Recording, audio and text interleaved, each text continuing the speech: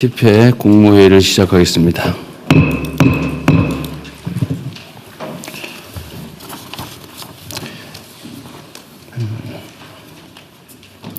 중동 상황으로 급등했던 기름값이 석유 최고 가격제 시행 후에 다소 안정되고 있습니다. 국민들께서 최고 가격제 시행 효과를 보다 충분히 체감하실 수 있도록 현장 점검 강화 등 가용 수단을 총동원해 주시기 바랍니다. 중동 상황이 당초 예상을 뛰어넘는 방향으로 확대되고 있습니다.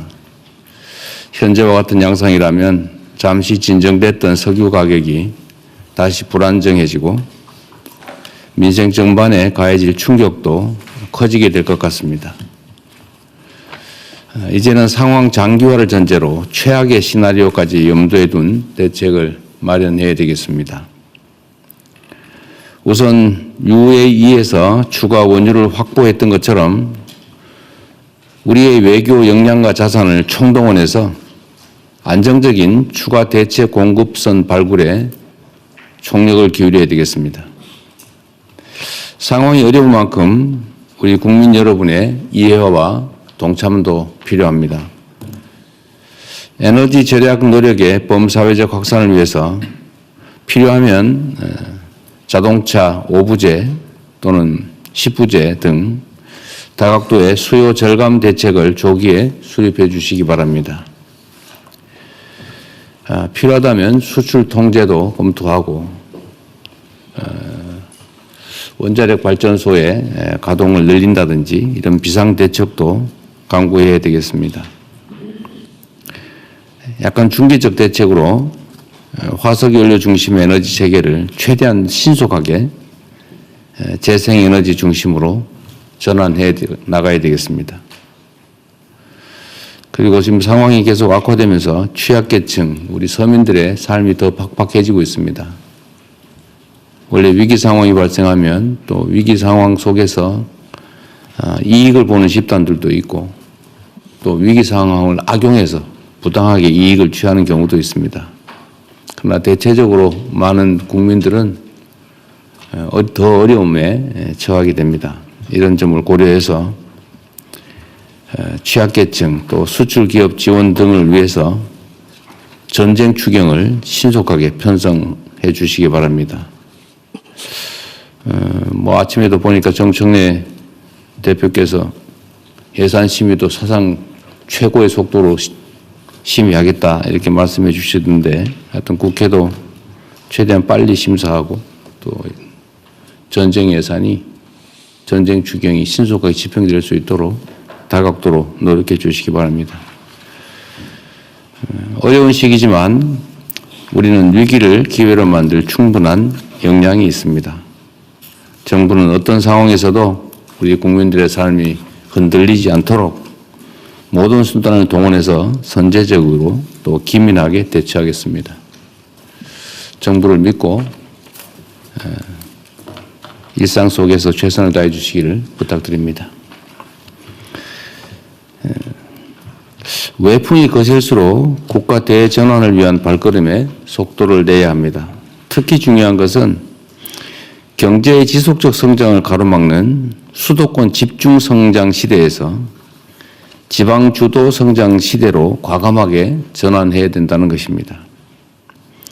수십 년 동안 굳어진 성장 구조를 통째로 바꾸는 일이기 때문에 그에 따른 대책도 기존의 문법과 틀을 뛰어넘는 그런 방식과 속도여야 합니다.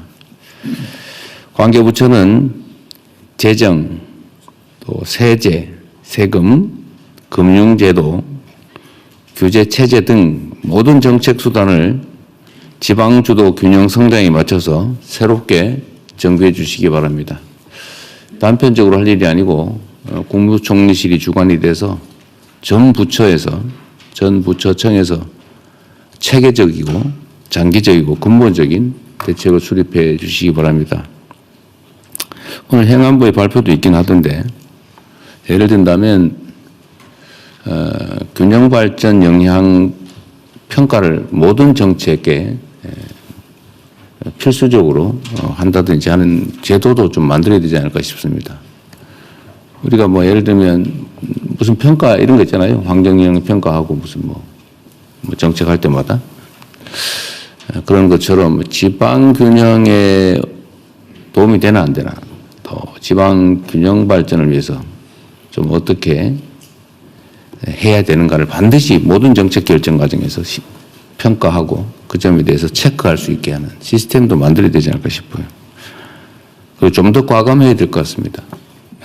지방의 지역에 뭐 투자하는 경우에 세제 아주 뭐 최소한으로 지원하는 게 아니고 상상하기 어려운 정도로 대규모로 확실하게 지원해 준다든지, 또는 우리가 생각하는 것처럼 재생에너지 공급 체계를 좀 신속하게 갖춰서 에너지 공급 가격을 대폭 낮춰주고, 또 실제 예를 들면 수도권에 애기는 송전 비용이나 이런 것들을 전 국민이 동시에 부담하고 있기 때문에 그 점을 반영한다든지, 또 그런 걸 할 때도 우리 서민들 피해가 발생하지 않도록 제도를 철저히 잘 만들어 주시면 어떨까 싶습니다.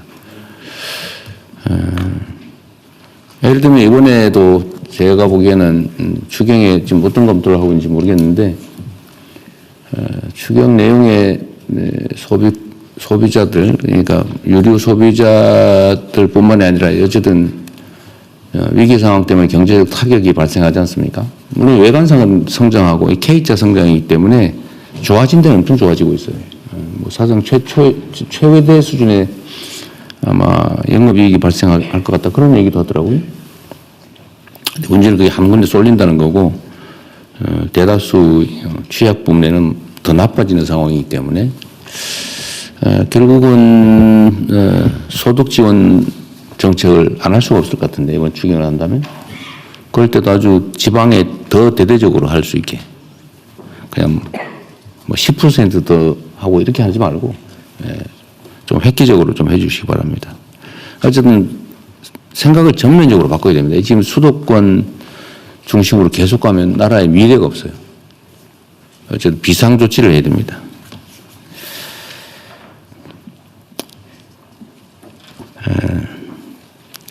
지방을 우대하는 재정사업을 계속 확대하고, 특히 예타, 그 다음에 민간 투자 제도 역시 지방 우대 방식으로 획기적으로 전면 개편할 필요가 있습니다. 하여튼 전 부처 전 영역에서 총괄적으로 좀 제도 개편을 검토해 주시기 바랍니다. 또 내년도 예산, 당장으로 보면 내년도 예산 또 중기 재정 계획에 대폭 반영해 주시기를 부탁드립니다. 세계가 주목하는 BTS 광화문 공연이 며칠 앞으로 다가왔습니다.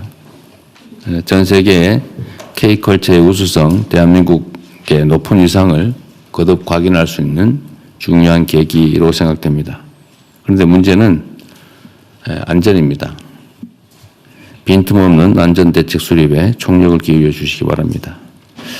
행안부와 경찰, 또 소방 등 모든 관계부처는 각별한 경각심을 가지고 발생 가능한 모든 상황에 철저하게 대비하시기 바랍니다.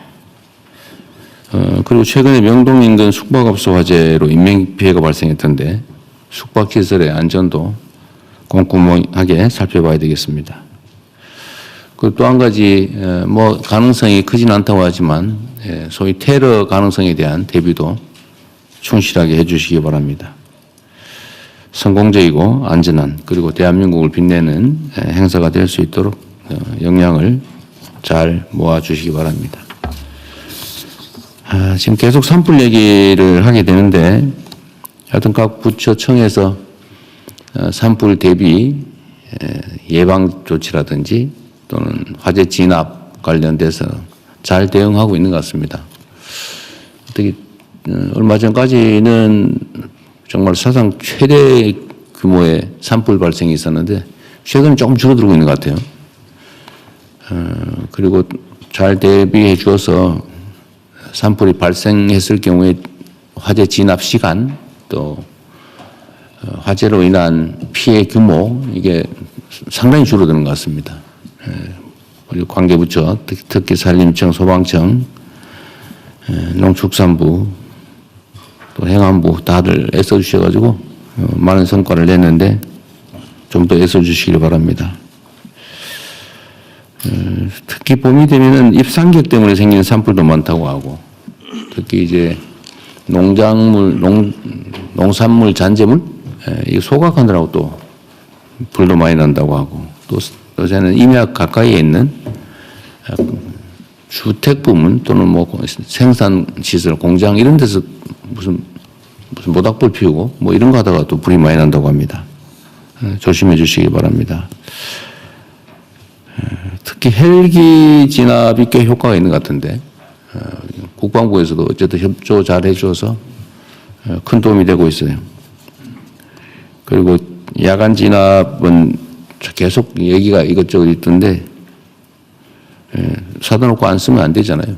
그리고 밤에는 거의 뭐 인력으로 진압하다 보니까 밤에 불이 많이 번지고 그러는데 8대인가 사놨다고 하니까 잘 쓰도록 하십시오. 훈련도 열심히 하시고.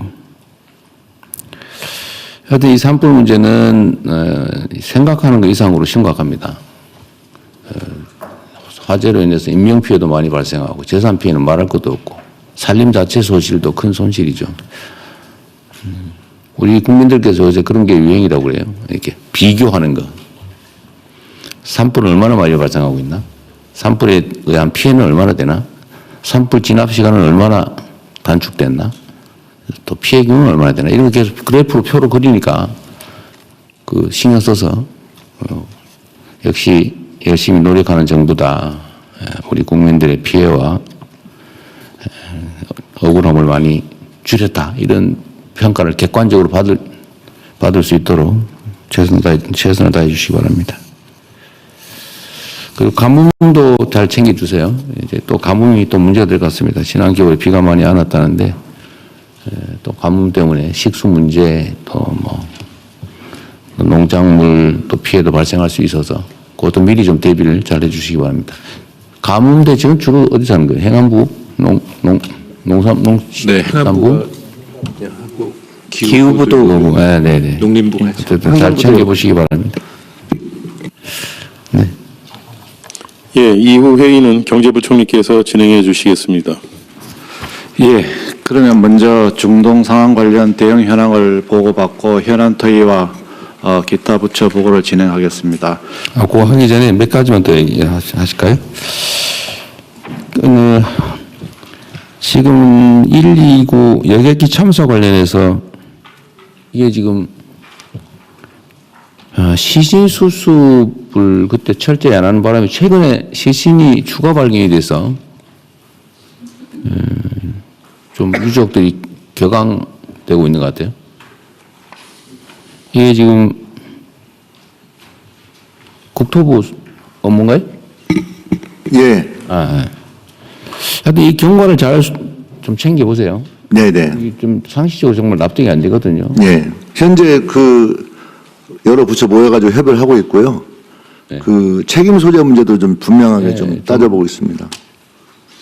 하여튼 저로서는 좀 납득이 안 되는데 근데 그 수많은 사람들이 그렇게 힘들어하는 상황에서 시신 수습조차도 제대로 안 해가지고 어디 쓰레기 비스무리한 봉투에 같이 모아놨더라. 이거 말이 안 되잖아요. 예.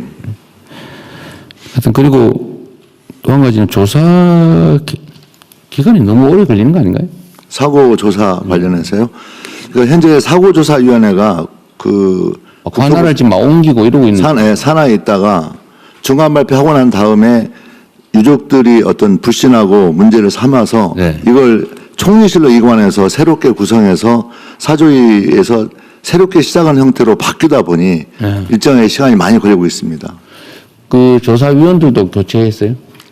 다 이제 그건 총리실 주관에서 하지만 다 교체하는 걸 원칙으로 하고 있다고 알고 있습니다. 예, 제가 말씀드리겠습니다. 지금 조사위원회 구성 중에 있고요.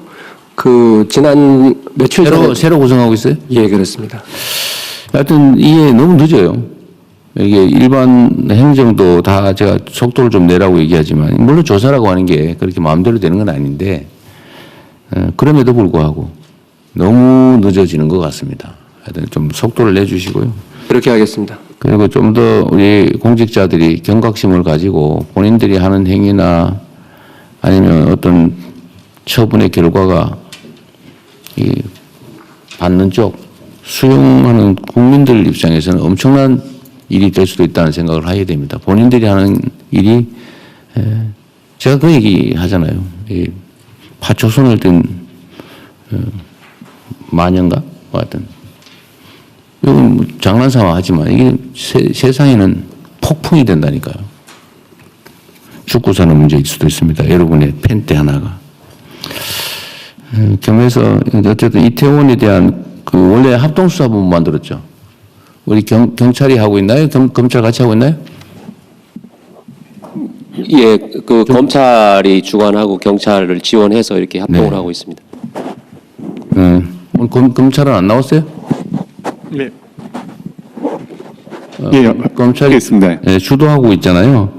예. 수사는 이게 지금 좀 진척이 있습니까?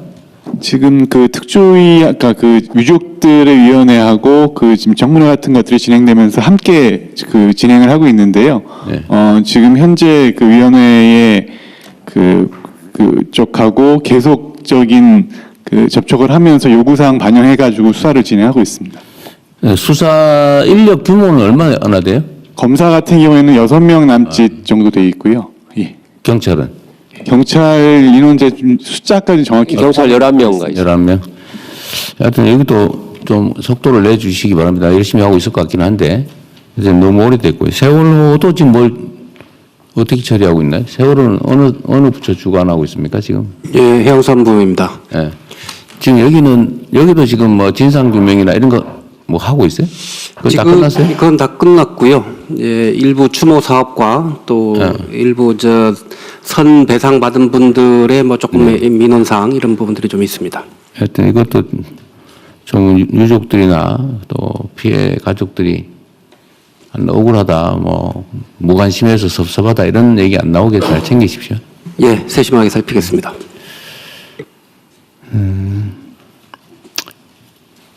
그리고 오늘 정청래 대표가 그 발표했어요? 검찰개혁 예, 관련된 9시 발표를 했습니다. 발표했어요? 그러면 이제 다 된 거예요?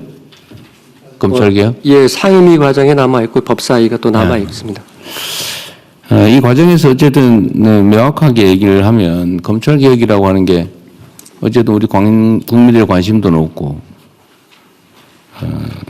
또 국정과제 주요 과제 아닙니까? 근데 그 핵심은 수사와 기소를 분리한다. 중수청을 만들고 경찰의 역할을 확대해서 수사는 수사기관이 한다. 검찰은 수사하지 않는다. 어쨌든 관여의 소지도 최소화하고 어쨌든 최소화하면 또 뭐라 그럴지도 모르겠다. 어쨌든 관여의 소지도 없애고 오해의 소지도 아예 없애고 이렇게 명확하게 하면 좋겠는데 이 과정에서 과정 관리가 조금 그런 것 같아요. 행안부다 법무부 국무조정실 여기가 주로 아마 국회 쪽 특히 여당하고 소통을 한 것 같은데 이게 참 그런 게 있어요. 제가 수기하라고 했잖아요. 수기를 하라. 논의해서 결정을 하라는 거잖아요. 근데 수기를 하려면 일단 기본적으로 소통이 돼야 되고 그 소통의 기반이면 진지하게 토론이 돼야 되는데 나중에 보고 나면 나는 듣지도 못했다 뭐 이런 사람이 나타나기도 하고 아니 뭐 그냥 하라니까 했다 뭐 이런 식의 얘기를 하기도 하고 나중에 다 지금 뭐 책임도 안 지고 뭐 이런 일이 벌어지잖아요. 누구의 잘못이라고 내가 따지자는 건 아닙니다. 따진다는 건 아닌데 하여튼 터놓고 막 지겨울 정도로 얘기를 해야 되거든요. 이게 원래 어려운 사안들 같은 경우는 제가 가끔씩 쓰는 방법인데 얘기할 기회를 다 주고 어려운 문제일수록 끝날 때까지 계속 얘기를 하면 나중에 지쳐가지고요. 수용성이 높아져. 근데 그게 아니고 바쁘다고 그냥 억압하거나 아니면 막 제한하거나 이런 식으로 해놓으면 나중에 그게 다 이게 문제가 돼요. 좀 힘들더라도 특히 갈등 의제일수록 또 이해관계가 부딪히는 것일수록 정말로 진지하게 터놓고 진짜 수기를 해야 됩니다. 그래야 나중에 2중, 3중으로 일이 벌어지지 않아요. 이번에 좀 그런 경향이 없지 않았던 것 같아요. 앞으로 하여튼 제가 얘기한 대로 일단 진짜 수기를 하려면 대전제는 진지하게 토론해야 되고 그 이전 단계를 진짜 소통이 돼야 됩니다. 신뢰가 있어야죠. 억지로 모아놓고 말도 못하는 분위기에서 뭐 시간만 때우면 그게 되겠어요? 물론 뭐 당정 관계라고 하는 게 그렇게 누가 우위에 있는 것도 아니긴 하지만 그래도 더 많이 노력해야 된다. 그 말씀 하나 드립니다. 지금 헌법 개정과 관련된 논의는 누가 담당해요? 어느 부처가 합니까? 아무도 저희 아마 국정과제는 저희가 담당하고 있기 때문에 국조실에서 아마 좀 국조실에서? 챙겨가야 될 거라고 생각하고 있습니다. 예. 이게 지금 이제 국회의장께서 합의되는 거 국민이 동의하는 쉬운 의제부터 순차적으로 개헌을 하자 지금 그렇게 말씀하셨지 않습니까?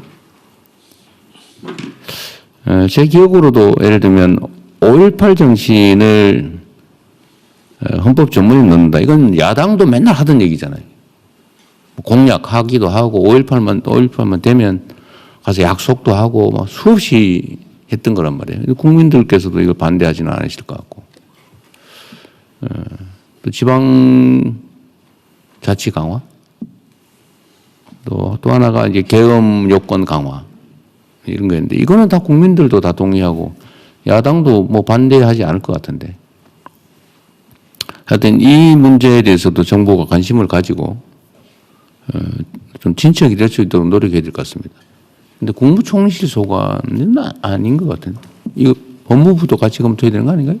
뭐 저희가 따로 준비하고 있지는 않습니다. 법제처에서 그전에는 그 담당했었던 것으로 알고 있습니다. 근데 그러면 정부 차원에서 개헌에 대한 우리가 지금 뭘 주도해서 지금 할 단계는 아직 아닌 것 예, 같지만 그렇습니다. 할 수 있는 거는 하자. 예. 그래서 그 일리 있는 제안이어서 이것도 한번 정부 차원에서 공식 검토를 좀 하고 예, 기초자를 모으도록 입장도 하겠습니다. 좀 정리해 가면 좋겠어요. 법제처가 국무총리실하고 같이 얘기하든지 하셔가지고요. 그리고 이게 언제나 또 형평성 균형 이런 얘기하는데 제가 기억하기로는 지금 야당에서 5.18 정신을 헌법 전문에 넣으면서 부마 항쟁도 넣자 뭐 이런 주장을 했던 기억이 나거든요. 저는 그것도 한꺼번에 같이 하면 더 좋을 것 같아요. 부마 항쟁도 우리 매우 헌정사에 의미 있는 거기 때문에 뭐 같이 하면 형평성도 많고 논란도 줄이어서 할 수 있지 않을까 싶습니다. 단계적 점진적인 개헌도 하나의 사례로 한번 해보면 좋을 것 같습니다. 그리고 요새 공정위 열일하고 계시대요? 잘하고 계십니다. 네. 네. 어쨌든 공정위 덕에 우리 국민들께서 물가가 내리기도 하네?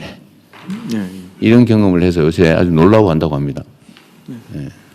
우리 국세청도 요새 아주 잘하고 계시고. 물가 TF도 새로 뭘 하나 발굴하고 있죠. 물가 TF는 어디서 하고 있어요? 예, 제가 해서 광복절 장관 대경에서 하고 있어요. 네. 하여튼 물가 TF도 추가 발굴하는 네네. 거는 잘하고 계신 것 같아요. 예. 어쨌든 여러 부처들이 좀 크게 노력해가지고 하여튼 국민들께서 조금씩 진짜 체감되는 실제 이익이 되는 그런 변화를 느끼고 계십니다. 좀 더 분발해서 더 많은 결과들을 만들어내면 좋겠습니다. 우리가 하기에 따라서 정말 수백 수천만 사람들이 혜택을 입는 좋은 변화를 만들어낼 수 있다는 그런 사례들이 아닌가 싶습니다. 우리 공정거래위 고생하셨고 금융위원회도 성과를 많이 냈는데 저 이제 부동산을 어떻게 정할 건가 그 금융 부분이 매우 중요하죠. 네, 맞습니다. 세심하게 잘 찾아주시기 바랍니다. 네, 그렇게 하겠습니다. 네. 이게 대한민국의 부동산은 투기 투자의 대상이 돼버렸는데 전 국토가 거기에 가장 크게 영향을 미친 게 금융이에요. 남의 돈 빌려가지고 어제 남의 돈으로 방식은 다양하지만 남의 돈으로 사서 거기서 자산 증식을 한다. 이게 유행이 되다 보니까 그걸 안 하는 국민들은 손해보는 느낌이 들게 생겼어요. 심지어. 근데 이번에는 반드시 이걸 어떻게든 잡아야 되기 때문에 그중에 제일 중요한 게 금융 부문이다. 그래서 국토부도 잘해야 되고 공급 정책도 잘해야 되고 제 경우에 세금 문제도. 근데 세금은 어쨌든 최대한 마지막 수단으로. 네, 그러나 분명한 거는 세금은 핵폭탄 같은 거죠. 전쟁으로 치면 함부로 쓰면 안 되는데 네. 그럼에도 불구하고 최후의 수단으로 쓰지 않을 최후의 수단으로 반드시 써서라도 해야 되면 써야 되는 거죠. 네, 네, 그럼 준비 잘 하십시오. 네. 네, 진행하시죠. 예, 그러면은 중동 상황 관련해서 외교부 차관님부터 보고 주시기 바랍니다. 예, 최근 중동 상황의 주요 동향 및 중동 지역 내 체류 중인 재국민 보호 방안에 대해 보고드리겠습니다. 미국은 이스라엘과 함께 이란에 대한 공습을 지속하면서 이란 해군 함정과 기뢰 설치용 선박 등을 타격하고 이란의 주요 석유 수출 거점인 하르그 섬의 기뢰 저장 시설 등을 비롯한 군사 시설을 공격하는 등 이란의 호르무즈 해협 봉쇄 시도를 저지하고 항행 안전 확보에 나서고 있는 모습입니다. 한편 트럼프 대통령은 중국, 프랑스, 일본, 우리나라, 영국 등에 대해 호르무즈 해협에 군함 파견을 희망한다는 취지로 언급한 바 있는데 이에 대해서는 실제 요청 사항과 중동 정세를 면밀히 주시하면서 우리 국민 보호와 에너지 수송로 안전 확보에 대한 종합적인 고려와의 신중한 검토를 해나갈 필요가 있습니다. 한편 이란의 미사일과 드론 공격 빈도는 감소하는 추세이나 민간 에너지 시설 공격 및 호르무즈 일대에서 기뢰 위협과 선박 공격 등 비대칭 전략이 부각되는 양상입니다. 이는 제한적인 군사적 수단이나 위협으로도 국제 에너지 가격과 물류 공급망에 영향을 줄 수 있다는 점을 활용해 전쟁 비용을 높이려는 전략으로 평가되며 이에 따라 중동 상황 장기화와 함께 경제적 파급 효과 확대 가능성도 우려되는 상황입니다. 이어서 재국민 보호 조치에 대해 보고 드리겠습니다. 다행히 지난 일주일간에도 우리 국민의 직접적인 피해는 없었으며 대통령께서 말씀하신 대로 우리 국민의 빠르고 안전한 대피를 계속 지원해 나가겠습니다. 그 결과 중동 지역에 체류하는 우리 국민의 수가 중동 상황 발생 직후와 비교할 때 약 8,000명 감소했습니다. 지난 주말에는 국방부와 현지 공관 등 유관 부처와 기관 간의 긴밀한 공조를 통해 사막의 작전을 성공적으로 수행하여 중동 지역 4개국 체류하던 204명의 우리 국민과 7명의 외국인이 무사히 입국하였습니다. 그리고 카타르발 긴급 항공편, UA발 정기 민항편은 물론 일본 등 우방국에서 협조한 전세기를 통해 우리 국민들이 속속 귀국하고 있으며 이스라엘 내 교민 38명과 이란 내 교민 5명의 2차 육로 대피도 지난 주말 마무리되었습니다. 이처럼 외교부의 적극적인 지원 노력을 통해 인근 지역으로 대피하거나 귀국한 우리 국민의 수는 현재까지 약 1,400여 명에 이르며 외교 교섭 등을 통해 재개된 민항편으로 귀국한 국민 수까지 감안할 경우 그 수는 약 3,400여 명에 이를 것으로 추산하고 있습니다. 외교부는 앞으로도 현지 정세를 예의주시하면서 현지에 남아있는 우리 국민들의 안전을 확보하는 가운데 귀국을 희망하는 우리 국민들에 대한 빠르고 안전한 대피 방안을 계속 모색하고 시행해 나가도록 하겠습니다. 감사합니다.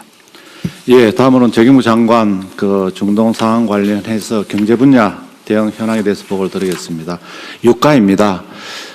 어제까지만 해도 국제 유가가 100불을 넘었습니다만 호르무즈 해협 일부 통항 가능 있다는 그런 뉴스 보도에 따라서 오늘자로는 어제 브렌트유가 106불을 어제 기록했었는데 오늘 아침 저희들이 확인한 결과 100불 90센트로 좀 내렸습니다. 특히 웨스트 텍사스 중전류는 어제가 한 101불 정도 됐습니다. 오늘 94불로 이렇게 떨어진 그런 상황입니다. 어쨌거나 하여튼 중동 상황이 안정화되는 게 유가에 직접적 영향을 미친다는 그런 거입니다. 그다음에 국내 석유로 제품 가격입니다. 휘발유는 어제 5시 기준으로 1,833원입니다만 오늘 아침 저희들 확인한 결과 1,831원으로 일부 소폭 하락했습니다. 경유 같은 경우도 1,832원이 오늘은 1,829원 50원까지 이렇게 50전까지 이렇게 내렸기 때문에 좀 일부 좀 국민들 보시기에 부족한 부분이 있습니다만 조금씩 내려가고 있다는 말씀을 드리고요. 또 일부 주유소에서는 1,700원대까지도 나타난 상황입니다. 정부가 더 적극적으로 점검하고 현장의 안내를 통해서 휘발유나 경유 가격이 안정화되도록 하겠습니다.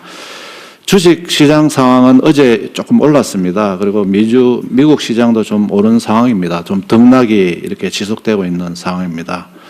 그리고 환율 같은 경우는 이제 이 호르무즈 중동 상황으로 인한 외부적인 요인으로 1,490원대를 오르내리고 있습니다. 금리도 일부 상승하고 있는 그런 상황입니다. 산업 분야입니다. 호르무즈 해협 의존도가 높은 나프타 수급 차질이 지금 발생하고 있습니다. 그래서 정부가 대책을 마련하고 있다는 말씀을 드리겠습니다. 수출 중소기업의 운송 차질이나 물류비 부담 등은 저희들이 신속한 추경 등을 통해서 부담을 줄여드리는 노력을 하도록 하겠습니다. 대응 방안입니다. 민생 안정과 경제 회복을 위한 추경을 최대한 신속히 편성해서 국회에 또 빨리 통과되도록 하겠습니다. 내용으로는 물류비나 유류비 부담 경감, 소상공인, 농어민 등 민생 안정, 그다음 피해 수출 기업 지원 등을 담도록 하겠습니다. 특히 대통령이 강조하시는 바와 같이 지원은 하되 직접 차등 지원으로 어려운 부분을 더 촘촘하게, 더 많이, 더 두텁게 지원하는 대책을 마련토록 하겠습니다.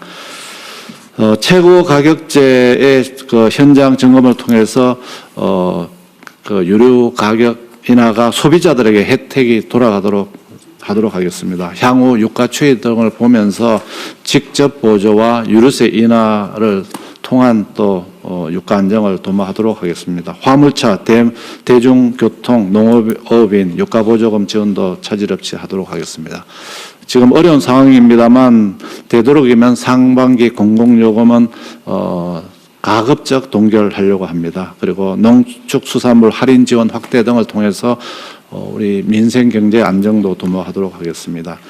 시장은 시장 교란 행위를 엄단하고 특히 외환시장 안정을 위해서 외환시장 안정을 위한 세법 3가지 종류가 어제 소위를 통과하고 오늘 전체 회의 통과되면 금주 중에 빨리 처리되도록 하겠습니다. 그리고 채권시장 안정화를 위해서 필요한 경우 국고채 매입을 하고 긴급 바이백 등을 통해서 시장 안정화를 통한 금리도 안정화시키도록 하겠습니다. 나프타는 금주 중에 경제 안보 품목으로 지정할 예정으로 있습니다. 그리고 수출 제한 등을 통해서 어려움을 정부가 최대한 해결하도록 하겠습니다. 그리고 그 해외 운송비 이외에도 전쟁 위험 할정력, 그다음에 물류 반송 비용, 현지 발생 지체료, 우회 운송비 등을 포함한 긴급 물류비 바우처를 도입해서 어려움을 해소하도록 하겠습니다. 그리고 지원도 패스트 트랙을 통해서 빨리 하도록 하겠습니다. 관계부처 합동으로 24시간 점검 체계를 가동하고 대통령께서 말씀하신 바와 같이 최악의 경우를 상황해서 모든 정책적 노력을 마련해 놓고 차근차근 정책을 실행해 나가도록 하겠습니다. 이상 보를 마치겠습니다. 대통령님, 그 다음 장까지 같이 보고 말씀하시면 좋을 것 같습니다. 네, 네. 석유 최고 가격제 점검 결과와 조치 방안에 대해 보고 드리겠습니다. 가격 상황 관련해서는 저희가 판단하기는 제도 시행에 사일이 경과했지만 정유사의 주유소 공급 가격 인하 폭은 지금 미치지 못하고 있는 상황입니다. 물론 재고를 소진하지 못한 경우도 있지만은 정유사의 공급 가격 하락 효과를 일부 주유소 같은 경우는 이윤으로 흡수하고 있는 경우가 있다는 저희들 판단을 하고 있습니다. 특히 최고 가격제가 도입한 이후에도 220개 주유소는 오히려 인상을 했습니다. 그 중에는 우리 알뜰 주유소 중에 농협에서 운영하는 그 주유소들, 그리고 SK, GS, SOL, HD현대 한 200여 개의 주유소들은 오히려 인상한 부분들이 있어서 저희들이 관리 감독을 더 강화할 예정입니다. 관련 방안 관련해서는 우선 석유 관련을 일단 오일 콜센터가 있습니다. 오일이 들어가서 오일 콜센터를 창고를 활용해서 그리고 이걸 통해서 저희들이 계속 대국민 신고를 받고 있고요. 그리고 중립적인 시민단체를 통해서 모니터링을 지금 계속 강화하고 있습니다. 아울러서 범부처 합동 감독 점검단을 통해서 저희들이 계속 점검을 계속 강화하고 있습니다. 가짜 석유나 정유 미달, 담합 불공정 거래, 매점 매석, 유가 보조금 부정 수급, 탈세 등에 대해서도 아주 엄밀하게 엄정하게 조치를 해 나갈 예정입니다. 또한 모범을 보여야 할 알뜰 주유소가 고가의 가격을 인상한 그런 경우가 있을 경우는 온스트라이크 아웃 제도를 도입해서 지금 현재는 2회 이상 고가 판매 시에 계약을 미연장하는데 현재는 1회 이상 고가 판매 시에는 계약을 해지토록 하고 있습니다. 아울러서 정유사 최고 가격 위반, 공급 가격 허위 보고 등에 대해서도 엄격히 제재를 통해서 지금 저희가 최고 가격제를 도입한 109원 정도의 휘발유 가격 그리고 218원의 경유 가격이 소비자가 직접 계속 더 체감할 수 있도록 가격 인하 노력을 더욱 경주해 나가도록 하겠습니다. 아울러 수급 관리 관련해서는 정유사의 석유 제품에 대해 해외 수출 물량 상한을 설정을 해서 석유 제품이 해외에 나가지 못하고 국내에서 사용할 수 있도록 하겠습니다. 물량 관련해서는 지난번 IEA 공동회의 결의에 따른 우리나라가 할당하기로 된 2,246만 배럴에 대해서는 향후 관계부처와 긴밀히 협의를 하면서 어떤 시기에 어떤 형태로 할지에 대해서 우리 수급에 부담이 없도록 해 나가도록 하겠습니다. 아울러서 호르무즈 외곽 등 대체 구매 및 해외 생산분의 도입도 지속적으로 추진해 나가겠습니다. 조금 전에 부총님께서 말씀하시다시피 자영업자, 농민 등 취약계층 지원 방안도 지속적으로 마련하도록 하겠습니다. 이상 보고를 마치겠습니다. 네. 최경부 장관님 네. 이제 경험적으로 잘 알 텐데 네네. 이제 우리 국민들께서도 좀 우리가 정책 결정을 할 때 참고하시라고 이거 한번 얘기를 해보고 싶어요. 네. 예를 들면 이제 지금 당장 닥친 문제인데 유류세를 깎아준다. 네. 그러니까 이제 가격이 내려가잖아요. 네. 그럼 소비가 늘어나겠죠. 네. 그럼 정부의 재정 부담이 어쨌든 거기서 생기나는 거잖아요. 네. 그럼 거기서 생길 재정 부담액만큼을 정부가 세금을 깎는 게 아니고 그냥 걷어서 그 액수만큼을 이 소비자, 네. 국민들한테 영향을 직접 받는. 전액을 똑같이 지원한다라고 하면 이런 상황에서는 네. 소비를 줄이는 국가적 이익이 있는 거죠. 네.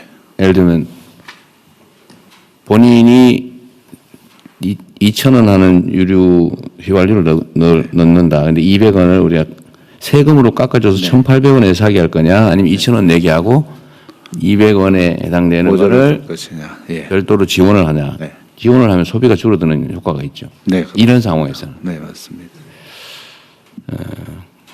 어쨌든 이게 경제가 돌게 하는 효과도 있고. 그죠? 네. 그러니까 우리가 조세 지출이라고 세금을 깎아주는 거. 네. 이게 지금 연간 80조 원이라는 거 아니에요? 네. 근데 이걸 조세 지출이라고 하는데 이걸 만약에 일부든 전부든 그 세금을 받아서 똑같은 대상자에게 지급을 해주면 네. 경제 활성화 효과가 있죠. 예, 뭐 그 부분을 가지고 지원해주면은 석유로는 줄이는 대신에 또 다른 부분 소비도 늘릴 수 있고 예. 그런 부분이 그러니까 세금을 아예 깎아주는 거하고 세금을 걷어서 네. 그냥 동일하게 똑같은 액수를 지원해 주는 거. 지금처럼 이게 돈이 안 돌아서 경기 침체가 오는 상황에서는 네. 하여튼 그것도 돈을 돌게 하는 하나의 방법이 될 수도 있는 거죠. 네, 그렇습니다. 제가 억지입니까? 아닙니다. 그런데 대신에 이제 그 점에서 세금을 깎아주면은 이 관리하기는 굉장히 편합니다. 물 관리는 변하겠죠. 걷어서 지출하려고 그러면 또 행정 비용은 좀 드는 측면이 있습니다. 그러긴 하죠. 네. 하여튼 그 점과 행정 비용이 들어가는 거하고 경제 활성화. 그다음에 또 왜냐면 세금을 깎아주는 건 정상은 아니잖아요, 그죠?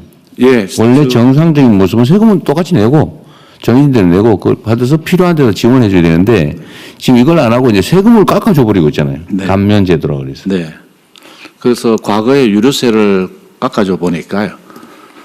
정유사한테 유류 세금을 내는 걸 깎아주니까 가격은 안 내려가고 그러다 보니까 이게 정부는 세금은 줄어드는데 소비자들은 또 혜택을 못 받기 때문에 대통령 말씀하신 것처럼 일부는 이제 세금을 좀 해주고 일부는 또 그 세금을 깎아주는 만큼을 우리 재정으로 넣어가지고 지원해주고 이렇게 두 가지를 믹스해주면은 정책 효과성이 좀 이게 이제 저수지 같은 거라서 네. 이게 어떤 제도를 만들어 놓으면 이제 악용이 되거나 네. 아니면 뭐 일종의 내성이 생기거나 이래가지고 점점점 이게 수위가 네. 낮아지잖아요. 그죠? 수심이 낮아지는데 이 정책 효과도 사실은 점점점 줄어들. 네, 그렇습니다. 그래서 한번 청소하듯이 한번 정리를 한번 하고 네. 정말 꼭 필요한 경우에 감면하고. 네, 감면 제도도 진짜 한번 제로 베이스에서 한번 점검을 하고 진짜 필요한 데는 두텁게 감면하고 이런 강약을 좀 쓰도록 하겠습니다. 지금 이제 이 세금 관련된 문제는 기획예산처 소관으로 넘어간 거예요? 세금은 제가 하고 있습니다. 아, 세금 얘기하세요. 제가 하고 있습니다. 아이. 대신 그것까지 넘겨주면 저는 아무것도 없습니다. 그렇지, 일어날 수가 없게 되죠. 네, 일어날 수가 없어요. 맞습니다. 아, 그러면은, 이제, 네. 권한은 곧 책임이다. 그거 알죠? 예, 그럼요. 그 세금 감면제도, 조세 지출 제도를 정비를 한번 해야 되겠다. 네, 그렇게 하겠습니다. 그걸 한번 정비를 올해 지금 준비를 좀 해가지고, 네. 하여튼 좀 돈이 돌게 경제가 좀 순환이 될 수 있게 네. 좀 만들어 보면 좋겠습니다. 그 차원에서 이번에 어쨌든 곧 이제 석유 최고 가격도 올려서 지정할 수밖에 없는 상황이 오잖아요, 그죠? 네, 네. 뭐 내일 당장 전쟁이 끝나면 모르겠는데. 네. 어쨌든 그렇게 될 경우에는 어쨌든 최저 가격을 정한 것과 올리지 않을 수 없고 너무 재정 부담이 너무 크니까 실제 원가하고 차익을 또 보상해 줘야 되잖아요, 그죠? 네, 그렇습니다. 어쨌든 이걸 고려했을 때 최고 가격을 이제 지정하는 것도 올려가는 거 우리는 각오를 해야 되는데 그럼 결국 뭐 유류세를 좀 내려주든지 아니면 뭐 바우처를 주든지 아니면 네. 기타 소비 지원을 해주든지 네. 해야 될 거 아니에요. 네, 그렇습니다. 이제 두 가지 중에 선택을 해야 되는데 네. 유류세를 대폭 깎아줘가지고 가격을 인상을 좀 줄이면 네.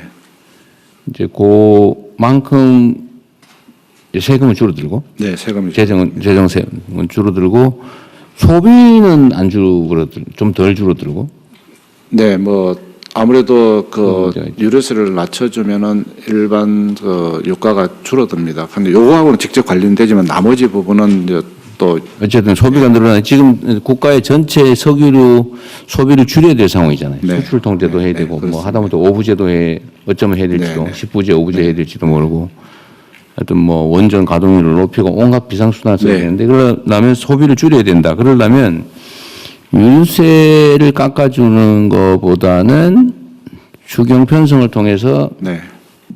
걷어질 세금을 소득 지원을 해주는 게 피해 계층에다가 지원하는 조금 뭐 그 와중에 좀 더 약간 차등을 둬가지고 네. 양극화 완화에도 쓰고 하는 게 맞겠죠. 그렇게 하도록. 하여튼 그걸 고려를 좀 하시고 네. 우리 국민들께서도 유류세를 막 대폭 깎아 달라.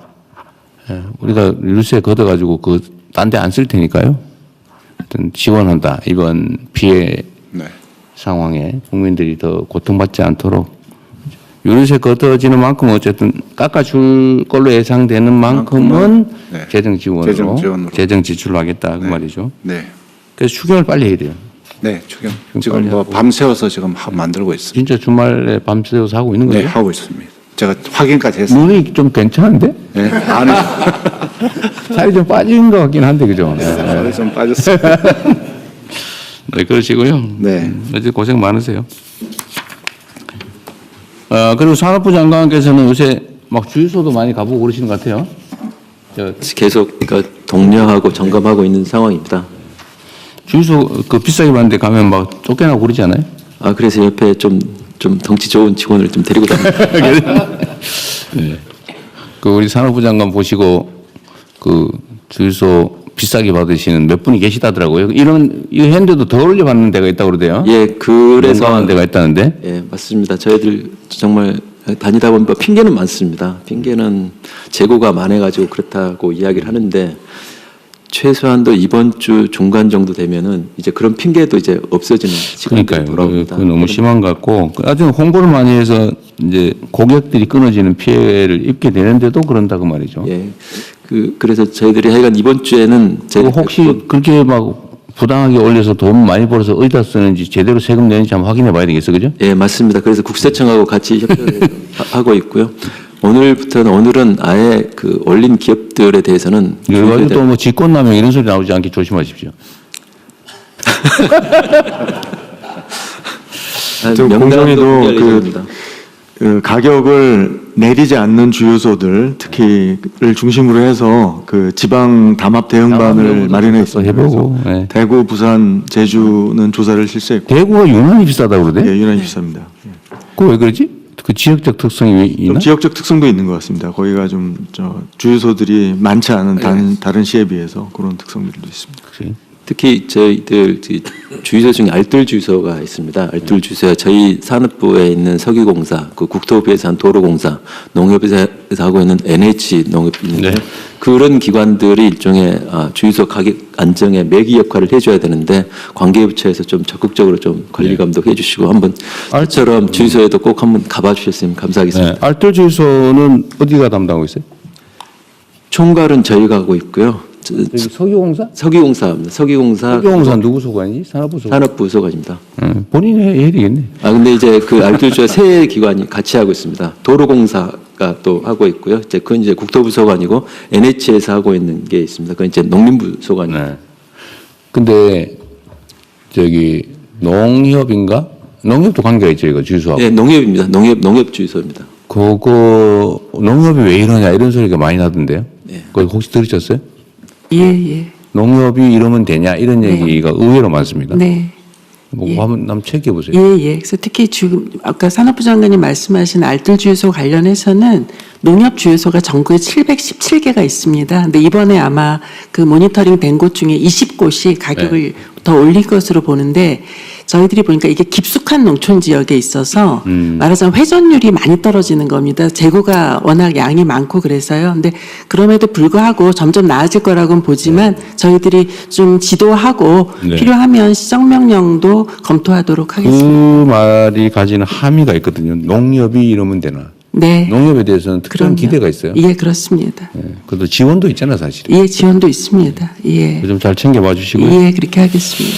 재외 국민들 중에 우리가 이제 군 수송기를 동원해서 사우디에서 치료 온 게 마지막이죠.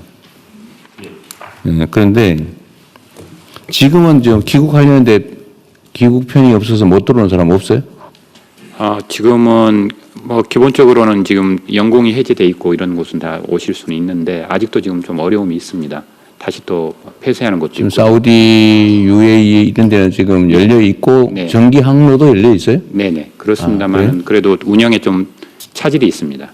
예, 정기적으로 이렇게 어쨌든 한다든지. 귀국하고 싶은데 예. 못하는 사람이 있는지는 계속 체크하고 있겠죠? 예, 그렇게 하겠습니다. 네, 잘 체크하시고요. 그다음에 주가 문제는 자, 이럴 때 우리가 옛날로 치면 증시부양책 이런 거 있잖아요. 예, 뭐 과거는 옛날에 막 예. 사주고 막 그래 하면 절대 안 되고 그 반드시 떨어지죠. 가격이 떨어질 거는 떨어져야 돼요. 오를 건 오르는 거고. 네. 근데 억지로 막 사가지고 그러면 안 되고 문제는 체질 개선을 해야 되는데 네. 지금 어디 기사에 보니까 올해 상장사 영업이익 예측 규모가 600조 네. 뭐 그런 보도가 있던데 맞아요? 지금 아마 큰 예. 분께서 그래서 맞습니다. 600조 뭐 이런 예측을 한다고. 네, 계속 또 저 반도체 업황이 좋아갖고요. 예측할 때마다 저 커지고 있습니다. 근데 내가 궁금한 거는 반도체는 모두가 알고 있는데 뭐 반도체 관련 기업도 있겠죠. 뭐 장비 납품사, 소재 장비 뭐 이런 다 올라갔겠죠. 그 빼고 다른 영역들은 어때요? 이게 오로지 반도체 영역 때문만 이런 것 같지는 않은데. 네, 반도체 말고 조방원이라고 그래서 조선 방산 조선도 원전 있고, 네, 뭐 그런 부분들 방위산업도 있군요. 예, 올라가고 있고요. 네. 뭐 로봇 뭐 하여튼 상황은 어쨌든 그런데 하여튼 우리 상법이나 관련 입법들을 좀 속도를 좀 내게 좀 해주세요. 예를 들면 지금 상속세법도 그렇고. 근데 지금 정무위가 지금 문제죠. 이 정부위가 자본시장법 이런 거 개정해야 되는데 지금 야당이 위원장이라 아무것도 못하고 있죠 지금. 진짜 문제입니다, 이거. 지금 나라의 미래를 놓고 이런 식으로 아니 국회가 다수 의석이 있으면 다수 의석대로 토론해보고 안 되면 의결을 해야지. 아예 안 하는 게 어디 있어요, 이게. 이상한 것 같아. 아니 안 하고 그냥 위원장이 저 야당이면 아무것도 못해? 모든 장관님들이 말이 없네요. 그냥 당연한 거예요, 그거? 안 하면 못 하는 거예요? 지금 얼마나 중요한 시기인데. 하여튼 우리가 뭐 어떻게 할 수는 없긴 하지만 매우 부당한 것 같아요. 아니, 민주주의의 기본적 원리가 국민이 권한을 맡긴 데에 따라서 토론해서 소수를 존중하되 최대한 논의해보고 수렴해보고 안 되면 다수 의견으로 결정하는 게 아닙니까? 이게 민주주의 아니에요? 이게 헌법 원칙 아닙니까? 그 하반기에는 국회 소관이긴 합니다만 상임위원회 배분 문제를 좀 원칙적으로 우리가 얘기할 건 아니긴 한데 어쨌든 지금 심각해요. 특히 정무위가 지금 이거 자본시장법이나 뭐 금융 관련된 그 많이 맡고 있는 데가 정무위죠. 공정거래법도 맡고 있습니다. 공정거래법도 그거 고쳐야 되잖아요. 지금 진척이 안 되죠. 아니 아예 못 하고 있는 거 아니에요 지금. 민감한 사항이 저희 보훈부도면 정부위 소속인데요. 민감한 사항에 대해서는 실제로 상임위 차원에서는 거의 합의를 합니다. 합의를 했는데 전체 국회 차원에서 교착 상태가 빠지면은 더 이상 다루지 않는. 어제 상임위를 아예 열지 않는 것 같은데. 어쨌든 뭐 가서 빌더라도 어떻게 좀 해보세요. 상법 개정이나 아니 자본시장법 개정이나 특히 금융 이 부분은 정말 심각하고 중요하잖아요. 빨리 해야 되잖아요. 네, 적극적으로 협의하도록 하겠습니다. 네. 국회 가서 뭐 읍소를 하시든지 회의 좀 열어달라고. 네, 그렇게 하겠습니다. 그래도 소용이 없을 거예요. 그래도 해야지. 자, 그리고 오늘은 시간이 많이 없다고 그랬는데 빨리 진행합시다. 네. 예, 의견이 없으시면 원하는 대로 접수하겠습니다. 다음은 현안 토의를 진행하겠습니다. 토의 한 건은 균형 성장을 위한 지방 우대 방안입니다. 오늘 국무회의가 균형 성장의 상징인 세종시에서 열리는 만큼 지방 우대 방안에 대해서 폭넓게 논의하는 것이 큰 의미가 있다고 생각합니다. 그러면 행정안전부 장관님 그리고 기획예산처 차관님 순서대로 발제해 주시기 바랍니다. 예, 요지만 자료는 제가 보여드리면 되니까요. 요지만 확실하게 해주십시오. 네, 균형 성장을 위한 지방 우대지수 구성 및 운영 방안에 대해서 보고 드리겠습니다. 먼저 추진 배경입니다. 대한민국 그동안 수도권 중심의 일극 체제를 통해서 압축 성장을 이뤄냈으나 이제는 수도권 집중이 지나치게 강화되면서 성장의 잠재력을 훼손하는 상황에 놓여 있습니다. 수도권 비수도권 간의 균형을 회복하기 위해 수도권에서 거리가 멀수록 더욱 두텁고 과감한 지원이 이루어져야 합니다. 이를 위해 기획처, 산업부, 그리고 지방시대위원회 등 관계기관과 함께 지방 우대지수를 마련해서 필요시 사업 특성에 따라 적절한 지원 방식 등을 별도 추가 검토할 수 있도록 가이드라인화하였습니다. 지방 우대지수는 서울과의 거리를 핵심 지표로 반영해서 서울에서 먼 지역이 경쟁력을 확보할 수 있도록 설계했습니다. 또 지역별 사회 경제적 지표를 보완적으로 반영해서 이 지역별 발전 정도에 따라 지원될 수 있도록 하였고, 아울러 소멸 위기가 가시화되면서 즉각적 적극적 조치가 요구되는 인구 감소 지역에 대해서는 추가적인 지원이 이루어지도록 하였습니다. 상반기 중 지원 효과가 높은 재정사업 등을 중심으로 지방 우대지수가 적용될 수 있는 특례를 발굴해 나갈 예정입니다. 이를 토대로 각 부처에서 특례를 운영하면 연말에는 이를 바탕으로 성과 보고가 이루어질 수 있도록 하겠습니다. 각 부처의 적극적인 협조 당부드립니다. 이상입니다. 우대지수는 하여튼 그림으로 보여주면 깔끔하게 하는데 그죠? 하여튼 핵심은 그거죠. 수도권에서 거리가 멀면 멀수록 더 많이 지원한다. 네, 그 우대 지수를 어떻게 구성은 복잡할 테고. 몇 단계로 할 것인가 이런 부분에 대해서 안을 가지고 있는데요. 대상 지역에 대해서는 좀 더 보완을 해서 네, 너무 일률적으로 정할 필요는 없어요. 네네 그냥 기준을 정하면 되지. 기준. 그렇게 하겠습니다. 뭐 예. 거리나 발전 정도나 인구 소멸 정도나 뭐 나 다 고려했겠죠. 예, 그렇게 다 변수를 다 곱하기를 해서 정할 수는 없는 거고 정책이라고 하는 게 네네. 그냥 일정한 기준선 네네 이런 정도만 정하면 되죠. 그렇습니다. 너무 어렵게 하지 마십시오. 이게 그다음에 너무- 이제 수도권에 비해서 지원을 어느 정도 더 할 거냐 네. 이런 것들을 더 이제 세심하게 살펴보도록 네. 하겠습니다. 예, 두 번째로는 지방주도 성장을 위한 재정 대응 방안에 대해 간략하게 보고드리겠습니다. 지방주도 성장 얘기들을 많이 하는데 이거는 단순히 지역균형 발전의 문제는 아닌 것 같습니다. 대한민국 대개조, 대전환의 핵심 과제인 것 같습니다. 어찌 보면 조금 중장기적으로 보면은 대한민국이 죽느냐 사느냐의 문제인 것 같습니다.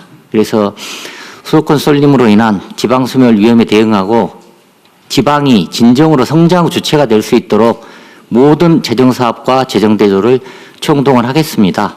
그리고 추진 배경하고 관련해서는 행정안전부 장관님께서도 말씀을 해주셨는데요.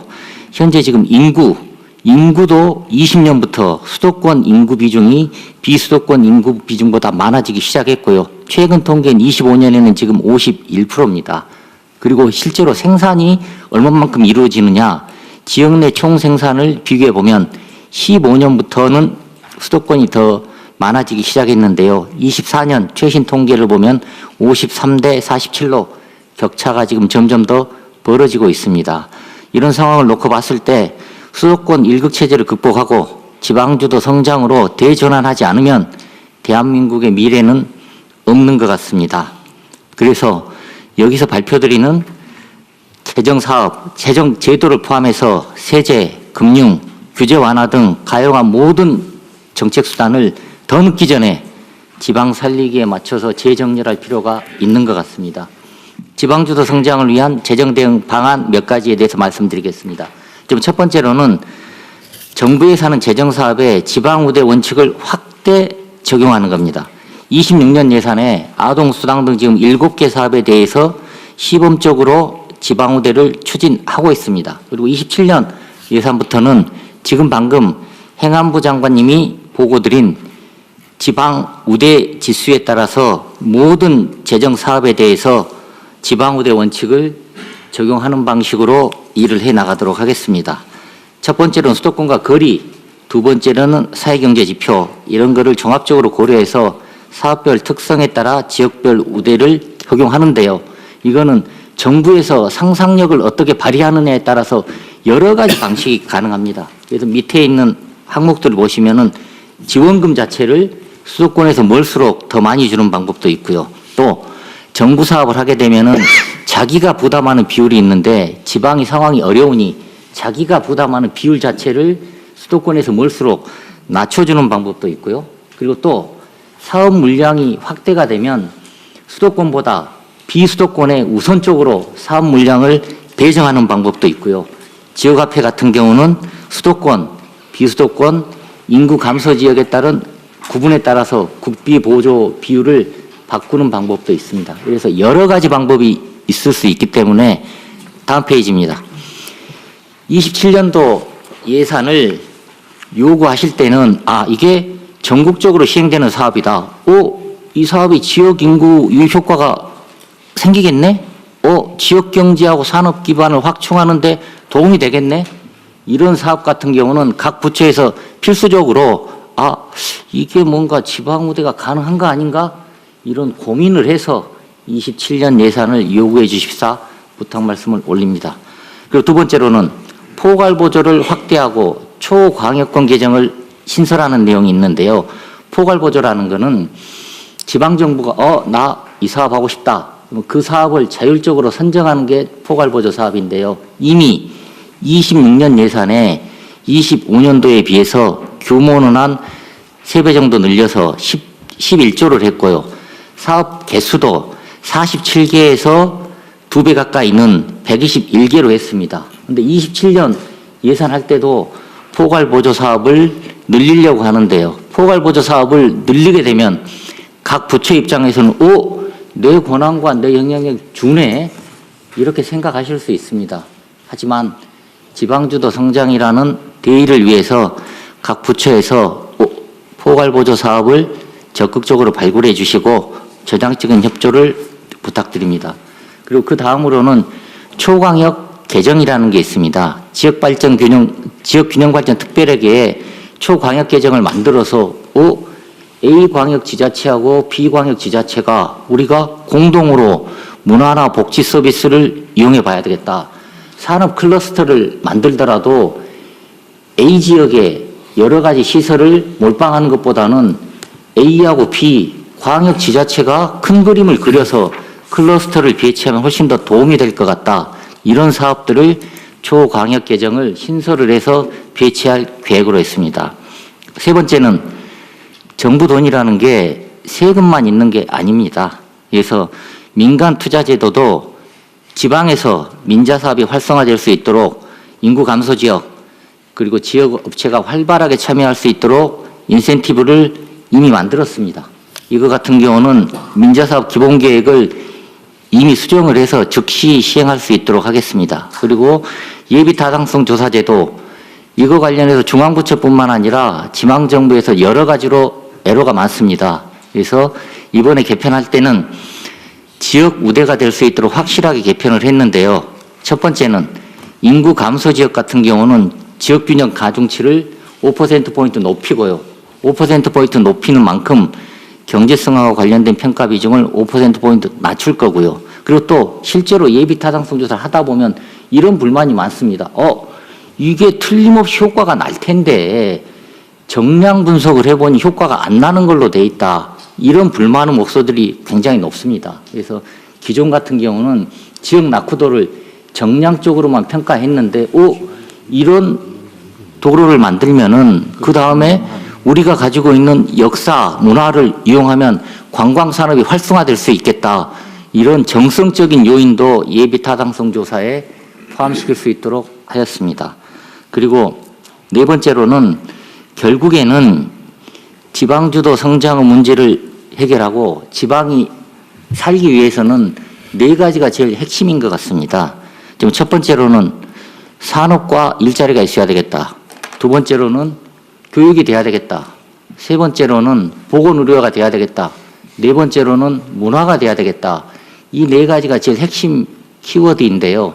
27년 예산을 각 부처에서 설정을 하실 때 이런 내용이 충실하게 반영될 수 있도록 지역 주력 사업과 연계, 거점 국립대, 지역 필수 의료 확충, 문화 인프라에 관련된 사업을 적극적으로 발굴해 주십사 말씀을 드립니다. 그리고 향후 계획하고 관련해서는 모두의 대통령께서 말씀을 주신 것처럼 27년 예산과 중기재정 계획을 작성하는 과정에서 각 부처와 지방정부, 기획예산처가 충실히 협의해서 이런 내용이 발굴될 수 있도록 했으면 좋겠습니다. 그리고 중앙하고 지방정부 재정전략 협의회도 상설화해서 지방정부가 말로만 파트너가 아니고 진정으로 소통해서 진정한 파트너가 될 수 있도록 하겠습니다. 그리고 지금 보고자료에는 포함 안 돼 있습니다만은 두 가지 말씀을 대통령께서 모두 말씀하실 때 주셨는데요.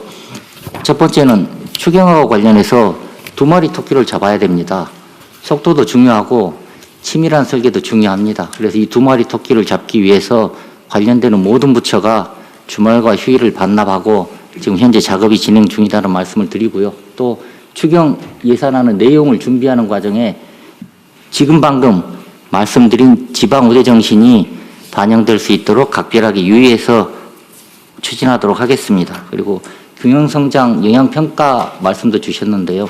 균형성장 영향평가와 관련해서는 지방시대위원회, 행안부, 재경부, 기획예산처가 이런 평가를 할 수 있는 틀을 지금 만들고 있습니다. 그래서 지금 국회에서는 이런 걸 의무화하는 법안이 의원 입법으로 제출은 돼 있고요. 그리고 실제로 어떻게 균형성장 영향평가를 할 건지에 대해서는 관계부처 간에 작업을 하고 있어서 26년 중에는 평가가 될 수 있도록 하고 이 평가 결과에 따라서 예비타당성 조사에 대해서도 별도로 혜택이 갈 수 있는 그런 방안을 같이 궁리해 볼 수 있도록 하겠습니다. 금융위원회 사실 이 금융 부분도 지방 우대 정책이 좀 가능한 게 있지 않아요? 맞습니다. 네. 뭐 민간 금융기관들한테 저 지방에 이자 깎아주라 이럴 수는 없겠지만 뭐 보증 제도라든지 뭐 이런 데서 지방에 혜택을 줄 수는 있을 것 같은데 그죠? 네, 지금부터 저희도 지방우대 금융이라는 컨셉으로 해가고요. 그래서 일단은 정책 금융기관들, 이제 정부가 하는 공공 영역이니까 목표제를 했습니다. 예전까지 지방에 얼마 주겠다 그런 포션이 없었는데, 아예 포션도 확실히 줘갖고 그 목표도 달성하고요. 그다음에 다양한 지방 우대 관련된 금리라든지 한도라든지, 그다음에 이전 기업, 그다음에 거기서 하는 기업들도 하고요. 그다음에 실제로 민간 금융기관들에서 아주 단적으로는 부산 같은 경우는 돌아와요 부산항에 그래서 청년들이 부산으로 옮기면 거기에 대출을 해주는 그런 식으로 지방의 컨셉들을 많이 금융 분야도 지방에 대해서 산업 배치나 이런 거 기업들이 검토할 때 금융상 혜택도 중요할 것 같아요. 금융, 세제, 규제 뭐 말할 것도 없고 예를 들면 인프라, 그다음에 교육 여건, 아까 얘기한 대로 문화, 정주 여건 뭐 이런 것들이 매우 중요할 것 같은데. 저런 거 있잖아요. 재경부 소관인지 모르겠는데 국내 생산 촉진세 뭐 이런 거 도입할 거잖아요. 네. 그런 거 할 때 지금 미국에도 그런 거 지방에서 할지 모르겠는데 하는 것 같은데. 근데 그것도 지방에서 할 경우에 화끈하게 더 지원해 주는 방법도 있잖아요. 예, 뭐 그런 부분까지도 검토하겠습니다.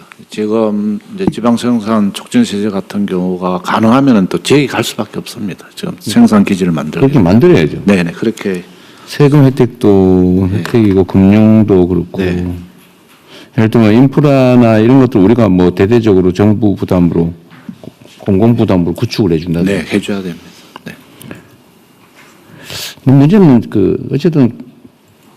학교 같은 교육 시설 문제하고 그 동네에서 좀 이렇게 먹고 놀 수 있는 문화 인프라 이게 중요한데 이건 결국 공공에서 투자를 해줘야 될 거 아닙니까? 네, 그래서 대통령 지금 각 부처별로 그 사업이 있습니다. 그래서 어떤 국내 기업이 생산을 하기 위해서 나가게 되면 거기다가 이렇게 우선적으로 배치하는 그런 전략도 같이 협의하도록 되어 있습니다.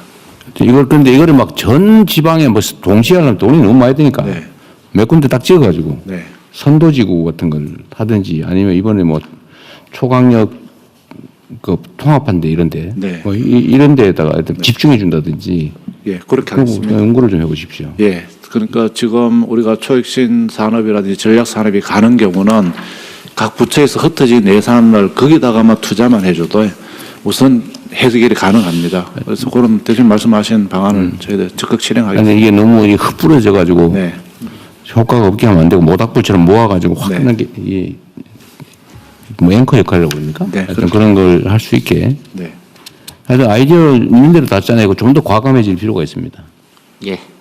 세금이든 금융이든 제도든 인프라든 하여튼 이 나라의 이 성장 발전 경로를 통째로 교정하는 거라서 쉽지가 않아요.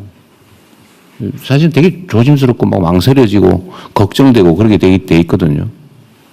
그런데 어쨌든 이 방향을 틀지 않으면 이게 나라가 큰일 납니다. 에너지도 엄청나게 필요하고 결단도 필요하고 용기도 필요하죠. 특히 지방기업은 중소기업이 잘해야 돼요. 지금 말씀 주신 거 맞춰서 중소기업 정책들도 전부 지금 너무 좀 흩뿌려지는 것들도 많고 그리고 지방기업과 서울기업의 차이가 없습니다. 그냥 사업을 심사하다 보니까 그래서 이번에 그 이제 지방 관련된 기업들의 사업에는 훨씬 더 가중치를 주고 그리고 최근에 펀드 구성하는 부분도 보면 이제 지방하고 이 매칭 비율도 지방일 경우는 좀 더 우대하는 형태들로 이제 전체 방향들을 다 잡고 있고요. 이따가도 말씀드리겠지만 사실 중기부의 모든 방향들은 많이 하는 것보다는 다 줄여서 통합해서 좀 하나로 좀 규모감 있게 하는 걸로 전체 방향을 지금 잡고 틀고 있습니다. 네, 중소기업 뭐 이것도 굳이 국민들께서 좀 이해해 주십사 말씀을 좀 드리면 중소기업 지원 정책이라고 하는 게 지금까지는 그냥 근근히 먹고 사는 데다 이렇게 막 생존하라고 지원해 준 게 꽤 많단 말이에요. 사실 그렇게 하면 안 되고 이러면 점점 나빠지거든요. 과감하게 좀 걷어내야 되거든요. 걷어내고 대체 산업을 키워야 될 거 아닙니까? 대체 기업들. 일자리도 좀 더 나은 미래형으로 대체해야 되는데 어제 재교육도 하고 또 기업인들도 생 마인드도 좀 바꾸고 뭐 인공지능화가 저는 그런 것 중에 하나이기도 하겠지만 하여튼 중소기업 지원은 너무 갈라져 있는 데다가 그 나누어서 그냥 거의 그냥 그야말로 지원받는 이거에서 조금은 좀 벗어날 필요가 있겠다. 새로운 창업이든 또는 성장이든 아니면 뭐 하여튼 이렇게 좀 새로운 새싹이 돋는 그런 일을 좀 해야 될 것 같아요. 나중에 한번 정리해서 말씀드릴 건데 이제 중소기업이 항상 시작을 하기 때문에 창업기업에 대한 그 지원이 있습니다. 그래서 창업기업의 경우는 뭐 많이 흩어지고 좀 금액이 소액일 수가 있는데 일정 시간이 지나서 한 7년이나 보통 20년 사이에 성장을 굉장히 많이 한다고 하는데 이 경우에 대해서는 중기업과 소기업의 개념을 좀 나눠서 지금 보면 중소기업이라고 한꺼번에 묶어서 이야기해서 790만, 830만 이렇게 얘기하시지만 중기업과 소기업은 굉장히 다르고 다시 또 소상공인의 개념까지 들어오면서 이 통계 데이터라고 하는 것의 정합성이 좀 떨어집니다. 그래서 지금 이 부분을 정리하고 있고 중기업 규모 정도가 어떻게 중견기업으로 갈 수 있을 건가 하는 성장 정책과 소기업이 중기업이 되는 성장 정책을 좀 분리해서 지금도 이제 일부는 그렇게 가고 있는데 좀 정돈해가지고 다시 한번 정책의 방향을 좀 나눠서 좀 봐야 할 거여서요. 이 부분은 정비하고 좀 다시 보고 드리겠습니다. 근데 지금 전반적으로는 20년이 넘어가고 오래된 기업들에 대한 지원과 이런 업력에 대한 고려나 이런 부분들 그리고 매출과 성장의 그 달성이나 이런 데이터들도 좀 반영해서 정책을 다시 좀 잡으면 지금보다 좀 좋을 것 같고요. 지난번에 말씀드렸던 스마트 제조 부분도 그 굉장히 사실 지금 가보면 스마트 제조라는 게 현장을 실제로 바꾸고 있습니다. 중소기업 현장을 제가 보니까 3년 만에 매출이 2배가 된 회사들도 있고 그래서 어렵게 많은 얘기들을 하지만 저희가 이번에 잡은 건 스마트 제조라는 건 그냥 똑똑한 공장 만들기다. 그러니까 공장 바꾸겠다고 생각하시고 청소만 해도 생산성이 올라간답니다. 그래서 이 생산성을 올리는 부분에서의 여러 정책들을 좀 스마트 제조랑 묶어서 크게 규모감 있게 한번 가보려고 합니다. 십시오. 어쨌든 뭐 바꿔야 될 때가 한두 군데가 아니니까. 대통령님, 해양사무 차관입니다. 여기 있습니다. 그 총론도 중요한데 결국은 강론으로 실제 사례를 만들어내는 게 중요하다고 생각을 하고요. 대통령께서 어려운 결단을 아까 말씀하셨는데 제일 큰 결단을 해주신 게 해양수산부 부산 이전이라고 저희들은 생각을 합니다. 저희들 한 3개월 지금 됐는데요.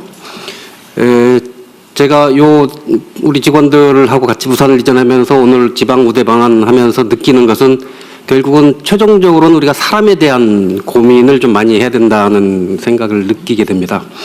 저희 직원들이 단적인 이제 사례로 처음에 간다고 발표했을 때 되게 불안해하고 반발도 하고 그랬습니다만 우리 중앙정부 지원, 지방정부 지원을 두텁게 역대에 없는 전례 없는 그런 지원을 해서 저희 직원들은 어느 정도 생활의 안정을 가지고 있고 이제는 업무에 전념할 수 있는 여건을 만들었고요. 최근에 저희들 이제 해양수산 공공기관 이전을 후속으로 빨리 지금 진행을 하고 있는데 그쪽 직원들이 하는 얘기가 노조위원장님들이 저한테 하시는 말씀입니다. 해수부 직원만큼만 지원해주면 두말 없이 갈게요. 뭐 너무 꿈이 야무진 것 같은데. 그래서 우리가 제도를 설계를 하거나 정책을 설계를 할 때 현지에 계신 분들 어떻게 할 거냐. 그리고 결국은 기업과 기관이 내려와야 되지 않겠습니까? 그럼 이분들에 대한 지원을 어떻게 할 거냐 하는 문제들 같이를 해야 되고요. 지금 해운 기업들을 저희들이 한 30대 기업은 모시고 가려고 지금 얘기를 하고 있는데 조금은 아직은 좀 망설이고 있는 단계입니다. 그래서 오늘 말씀 주신 것처럼 과감한 금융 세제 지원안을 만들어서 우리 재경부 금융위 등과 협의를 해서 보고를 드리도록 하겠습니다. 하여간 그런 과정을 통해서 해운기업, HMM뿐만 아니라 관련 기업들이 같이 부산에 가서 직접 할 수 있도록 저희들이 적극적으로 추진하겠다는 말씀 드리겠습니다. 해수부 직원들은 지금 부산으로 자기 바꿔서 가겠다는 사람이 160명이 넘게 대기하고 있다는. 그건 아주 초창기 얘기고요. 네. 실제로 한 20명 정도가 1대1 교류를 했고. 네. 아니, 한국 희망자가 그렇게 많다던데. 올 뿐요. 바꿔서 부산으로 가고 싶다. 아무나 받지 않습니다. 엄청나게. 그 해수부를 부산으로 옮겨서 실제로는 예측했던 그 이상의 효과가 있어요, 보니까. 있어요. 그래서 저기 농식품부를 광주로 보내달라고 그러고 아마 이 얘기하고 나면 강원도는 관광도시니까 문체부를 강원도로 보내라 그러고 이럴 것 같아요. 그래서 다시 한번 명확하게 말씀을 드리는데 미리 제가 해수부 옮길 때도 얘기한 거예요. 유일한 예외다. 그거는 북극 항로 개척이나 아니면 워낙 중요한 의제였기 때문에 해수부만 정부 부처 중에 해수부만 유일하게 예외적으로 부산으로 나머지는 없다. 그건 행정도시를 만들어 지금 서울에서 세종으로 옮기고 있는데 거기서 또 딴 데 옮기고 그러면 되겠어요. 그래서 나중에 다 찢어져가지고 온 나라에서 지금 국무회의하게 생겼어. 지금. 그러면 안 되고 그거는 유일한 예외였다. 다시 한번 제가 분명히 말씀드립니다. 그런 건 없어요. 추가의 정부 부처 분산은 없다. 정부 부처들은 모아놔야 돼요. 모아야 일 회의라도 하지요. 지금 농축신부 저 광주 갔다 어떻게 언제 올 거야 지금. 협의도 안 되고 그러면 안 됩니다. 네. 자 시간이 많이 지났으니까. 저 대통령 지방 우대 정책에 대해서 법도 있고 정책도 있는데 헌법에는 지방 우대 정책에 대한 조항이 없습니다. 그래서 저희들이 채용을 이래 할 때 보면은 늘 수도권에 있는 학생들이나 취업자들이 지역 인재 할당제를 하게 되면 꼭 평등 조항 가지고 헌법 소원을 들어옵니다.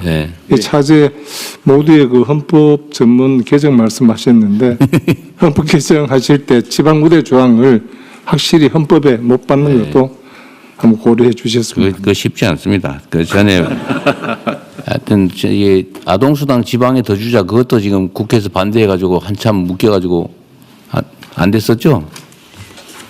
통과됐습니다. 통과됐지. 예, 네, 통과돼서 이제 4월부터 예, 소급 지급. 어제는 그게 안 하는 걸로 지금 합의까지 됐었던 거 아니에요? 소위에서. 소위에서는 이제 1년으로 유예해서 평가하고 보자고 했는데요. 그리고 이제 지역사랑 하여튼 그렇습니다. 지방에 지원하자 그러면 또 그 반대하는 사람도 있어요. 하여튼 그건 그렇고.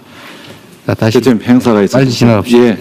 이상으로 토의를 마치고 부처 보고가 있겠습니다. 첫 번째 국민성장펀드 추진 현황 및 향후 계획에 대해서 금융위원장님 보고해 주시겠습니다. 간략하게 핵심 위주로 보고해 주시죠. 네, 금융위원장입니다. 국민성장펀드 추진 현황 및 향후 계획 보고 드리겠습니다.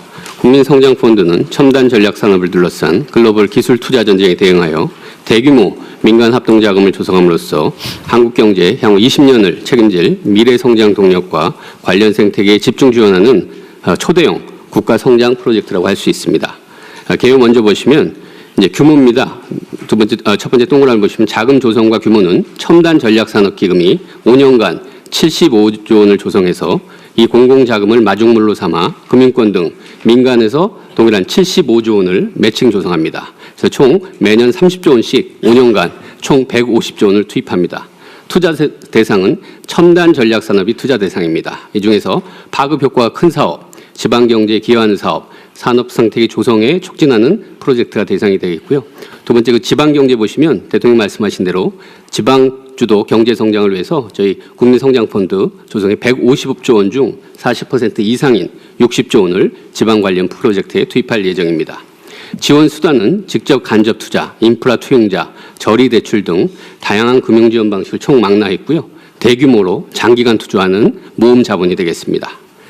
두 번째, 현재까지 신속하게 대상 프로젝트를 선정 발굴하고 있는데요. 1차로 7건의 메가 프로젝트가 선정됐습니다. 그 밑에 작은 글씨로 1번부터 7번 보시는 그 프로젝트들이 되겠고요. 그중에서 2월까지 3건에 대해서는 자금 공급 승인까지 완료가 됐습니다.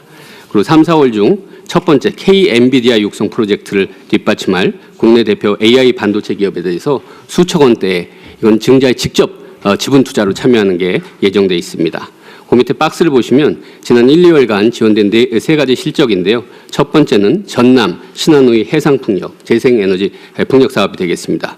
두 번째는 중국 배터리 기술을 압도할 수 있는 울산 차세대 2차 전지 공장 구축 사업이 되겠습니다.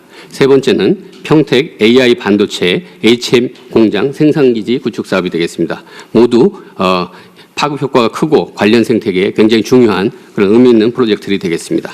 다음 페이지입니다. 향후 계획은 계속해서 첨단 산업 육성의 골든타임을 선점하기 위해서 계속해서 프로젝트 발굴에 더 가속화해 나가겠습니다.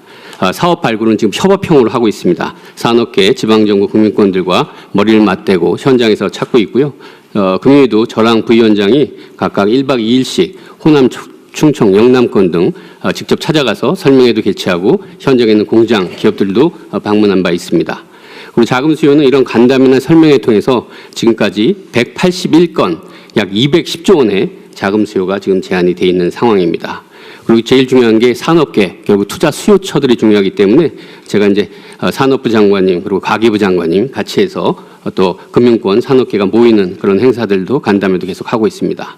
그리고 금융권 같은 경우는 은행, 증권, 보험 등 여러 업권에서 국민성장펀드에 아까 75조 원 중 벌써 65조 원 이상 참여를 표명한 바 있고요. 계속해서 프로젝트를 같이 발굴하고 있습니다. 앞으로도 계속해서 성과를 가속화하는데 금년도 30조 원 목표가 있는데 목표 한도에 구애받지 않고 더 필요하면 더 적극적으로 지원하도록 하겠습니다. 지금 2차 메가 프로젝트가 지금 발굴이 지금 예정돼 있고요. 그다음에 벤처 혁신 생태계를 통한 간접 투자 지원은 과거 정책 펀드가 좀 나눠주기 식이었다면 대규모 스케일업, 초장기 지원 이런 부분으로 아주 강력하게 지원하도록 하겠습니다. 특기할 만한 게 국민 참여형 펀드가 되겠습니다. 지금 이 국민성장펀드가 잘 되고 그 첨단 산업이 성장하고 국가 경제가 발전하면 그 성과와 과실을 일반 국민들께서도 같이 함께 공유하실 수 있도록 국민께서 직접 참여하는 그 펀드도 지금 마련해서 출시하려고 하고 있습니다. 규모는 금년에 한 6천억 정도고요. 매년 6천억씩 해서 5년간 한 3조 원 정도 지금 예상을 하고 있습니다. 운영 방안은 안정적인 수익 확보를 위해서 여러 가지 장치를 지금 마련하고 있습니다. 첫 번째는 정부 재정이 후순위 출자로 참여해서 손실을 우선 부담하는 방식으로 위험을 방어합니다. 그래서 국민 공모자금의 위험 부담을 최소화하고요.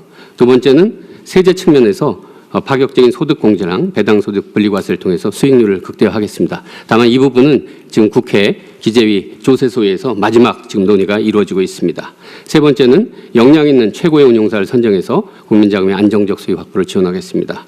추진 일정은 절차를 가능한 최대한 당겨서 한 5월 중에는 한번 출시가 될 수 있도록 한번 속도를 내보겠습니다. 그리고 보다 많은 국민들께서 참여하실 수 있도록 서민 전용 물량을 우선 배정한다든지 1인당 투자 한도를 설정한다든지 그런 세부적인 판매 방안도 정교하게 설계해 나가겠습니다. 이상 보고 마치겠습니다. 잘 준비하시는데요. 너무 소심한 거 아닌가요? 이게 국민참여펀드는? 네, 저 규모에 대해서 굉장히 고민을 많이 했는데요. 일단 시범적으로 해보되 5년 동안 이렇게까지는 하지 말고요. 예를 든다면 지금 송배전망 구축에 60조 원 든다고 하지 않았어요? 네. 근데 지금 한전 돈으로 하기 어렵잖아요. 네네. 한전에 뭐라고 한전에 빚을 져가면서 부채율 올라가면서 합니까? 그럴 필요 없고 한전이 주관이 되되 이거는 사실은 송배전망 사용료는 정부가 일종의 전기요금처럼 정할 거 아닙니까? 그 손해 안 나게 정할 거 아니에요. 이것처럼 안전한 사업이 어디 있어요? 그러니까 이게 지금 돈이 없어서 못한다 이런 소리 하면 안 되고 송배전망 구축 사업은 어떻게 돼가고 있어요? 빨리 해야 될 거 아닙니까? 네. 그 재원을 이런 거 땅 짓고 헤엄치기 사업이잖아요. 사실은 국가 인프라 구축 사업은 사실 요금이나 이용료 뭐 이런 거 받는 거는 손해 안 되게 다 받잖아요. 책정해서 받잖아요. 심지어 정부가 재정으로 수익을 보전해 주기도 하잖아요.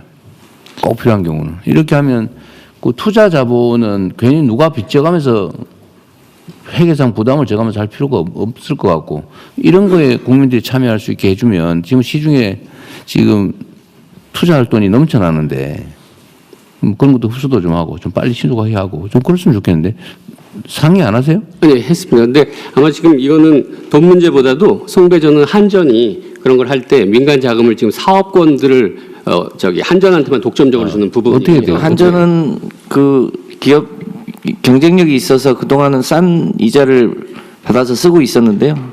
뭐 핵심적으로는 지금 민원 때문에 사실 잘 안 되고 있긴 합니다만 기왕이면 햇빛소득, 바람소득, 개통소득 해서 그 이익이 국민들에게 돌아갈 수 있도록 금융이랑 잘 설계하도록 하겠습니다.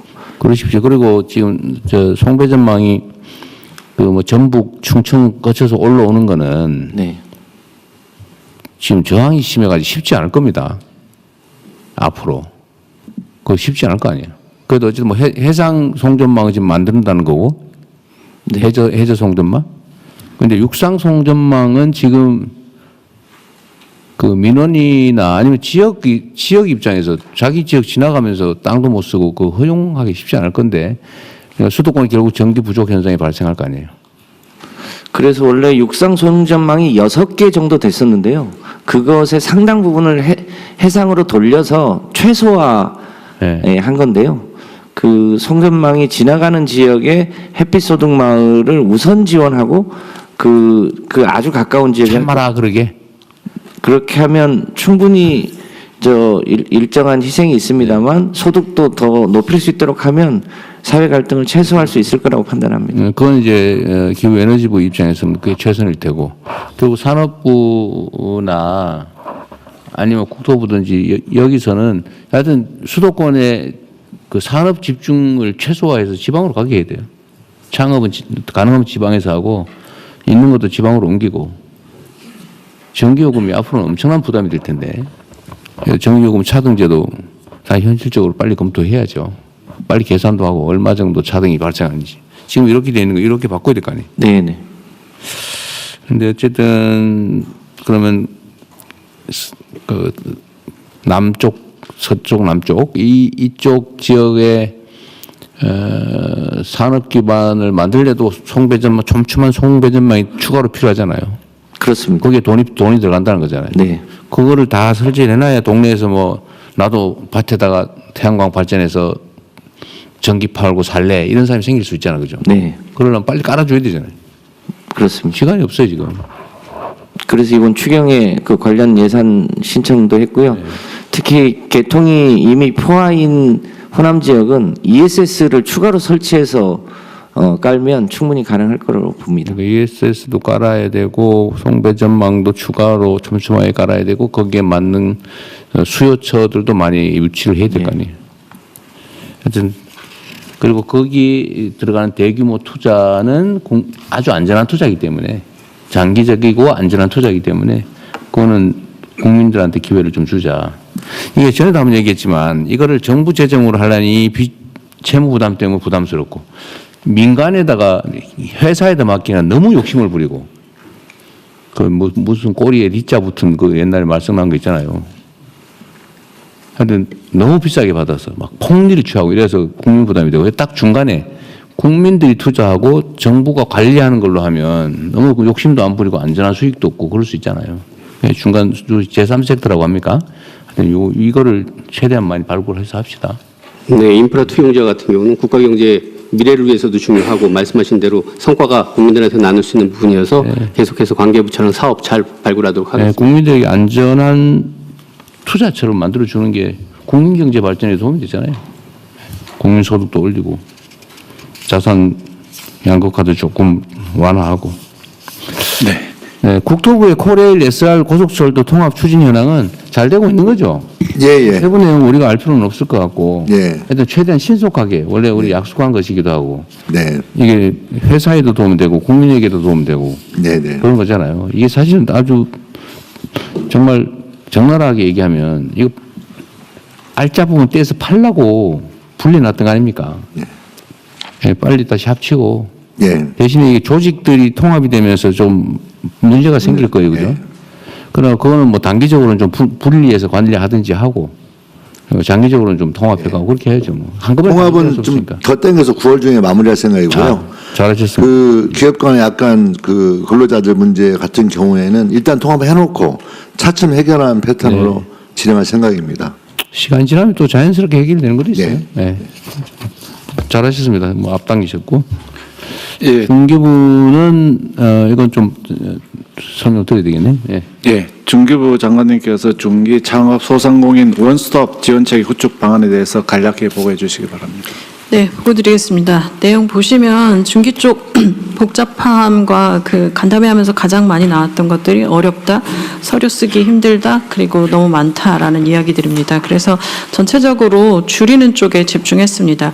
중기 지원 서류를 신청할 때 평균 9개, 심지어 41개를 받고 있는 경우들도 있습니다.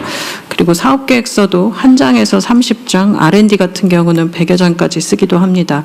온라인 창구도 지금 통합정보 제공한다고 하는데 통합된 정보도 두 군데로 나눠져 있고 그리고 지원 신청 창구도 67개에 달했습니다. 그리고 분야별로도 지금 창구들이 굉장히 주제별로 사업 단위로 플랫폼을 만들어 놨기 때문에 플랫폼의 의미가 좀 약해져 있는 상태였습니다. 유선 상담 창구도 35개 전화번호입니다. 1357번호를 갖고 있긴 한데 여러 곳으로 나뉘어져서 중기자금, 소상공인, 기술보증, 공공구매 이렇게 다 나눠지고 또 중소벤처기업 청, 그 지방청과 그리고 창조경제혁신센터로 나눠져서 전화를 서로 돌리기도 좀 바쁘고 하는 상황들이었습니다. 그래서 과도한 신청 서류로 인해서 브로커들이 들어오는 일들도 굉장히 많아지고 있는 상황입니다. 개선 방향을 잡았습니다. 우선 지금 현재 신청 서류를 올해 중에 무조건 50% 감축하고 사업계획서 쓰는 분량도 30%를 감축한다라는 숫자를 잡았습니다. 그리고 AI 기반으로 해서 중소기업 통합지원 플랫폼을 구축했고 5월 중에 시범 운영 오픈할 예정입니다. 그리고 35개 유선 상담 전화번호는 1개 1357번호로 통합해서 문의가 있으면 1357 연결하면 나머지로 연결되도록 자동 연결되는 체계를 구축할 예정입니다. 지원 서류 간소화는 지금 50% 정도 감축하는 방향으로는 행정서류 자동 연결하면 됩니다. 이미 항안부에서 굉장히 많이 만들어 놓으신 것들이 있고 해서 이 부분들을 자동 연결해서 자동으로 연결하면 직접 안 해도 되고요. 또 서류를 서명해서 스캔 받아서 넣도록 했던 이런 제 개인정보 제공 동의서나 청렴서 역사 이런 것들이 있는데 이거는 그냥 온라인에서 체크하도록 변경하면 굳이 제출하지 않아도 됩니다. 그리고 지원 수혜 이력이나 이런 것들은 중개부가 갖고 있는데 이런 것들을 굳이 업체 보고 내라고 하는 것들도 그냥 폐지하기로 했습니다. 그리고 심사 단계에서 필요 없고 심사에 통과되고 나면 필요한 그런 창업 유지 동의서나 이런 부분들은 심사가 통과되고 난 이후에 제출하도록 변경을 해서 지금 현재 7개 정도 제출하던 건데 사업계획서 하나만 내도록 변경되는 이런 사례들이 나타났습니다. 그래서 2월 중에 지금 현재 하고 있는 지원 사업의 한 절반 정도는 이렇게 감축되는 형태가 될 거고요. 상반기 중에는 전체 지원 사업들의 거의 대부분을 이렇게 감축한 형태로 갈 예정입니다.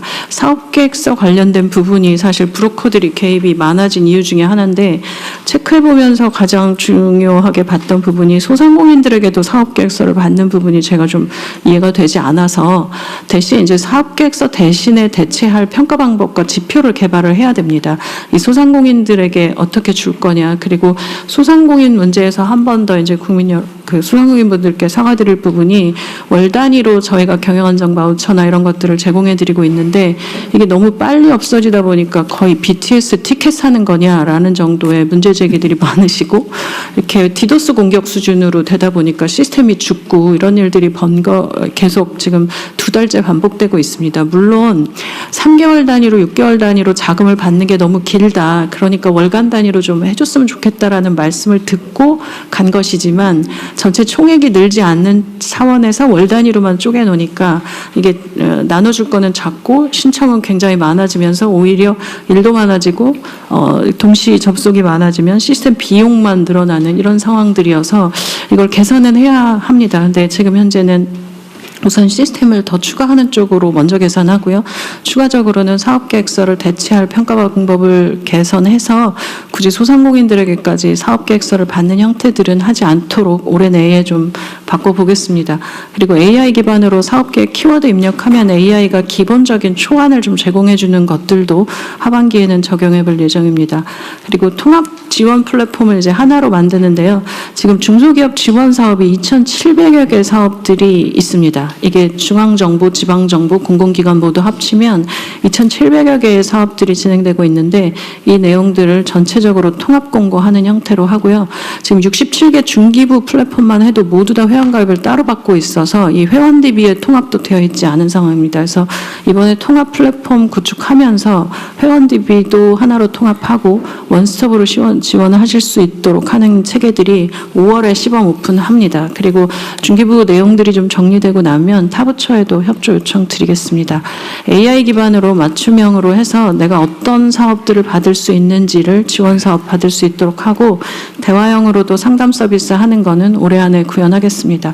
아까 말씀드렸던 1357로 전화번호 유선 상담 통합하는 것은 밑에 보시면 내용들 구조가 되어 있습니다. 올해 안에 좀 개선해서 전화 거실 때 1357만 외우면 지원 상담 받으실 수 있도록 바꾸겠습니다.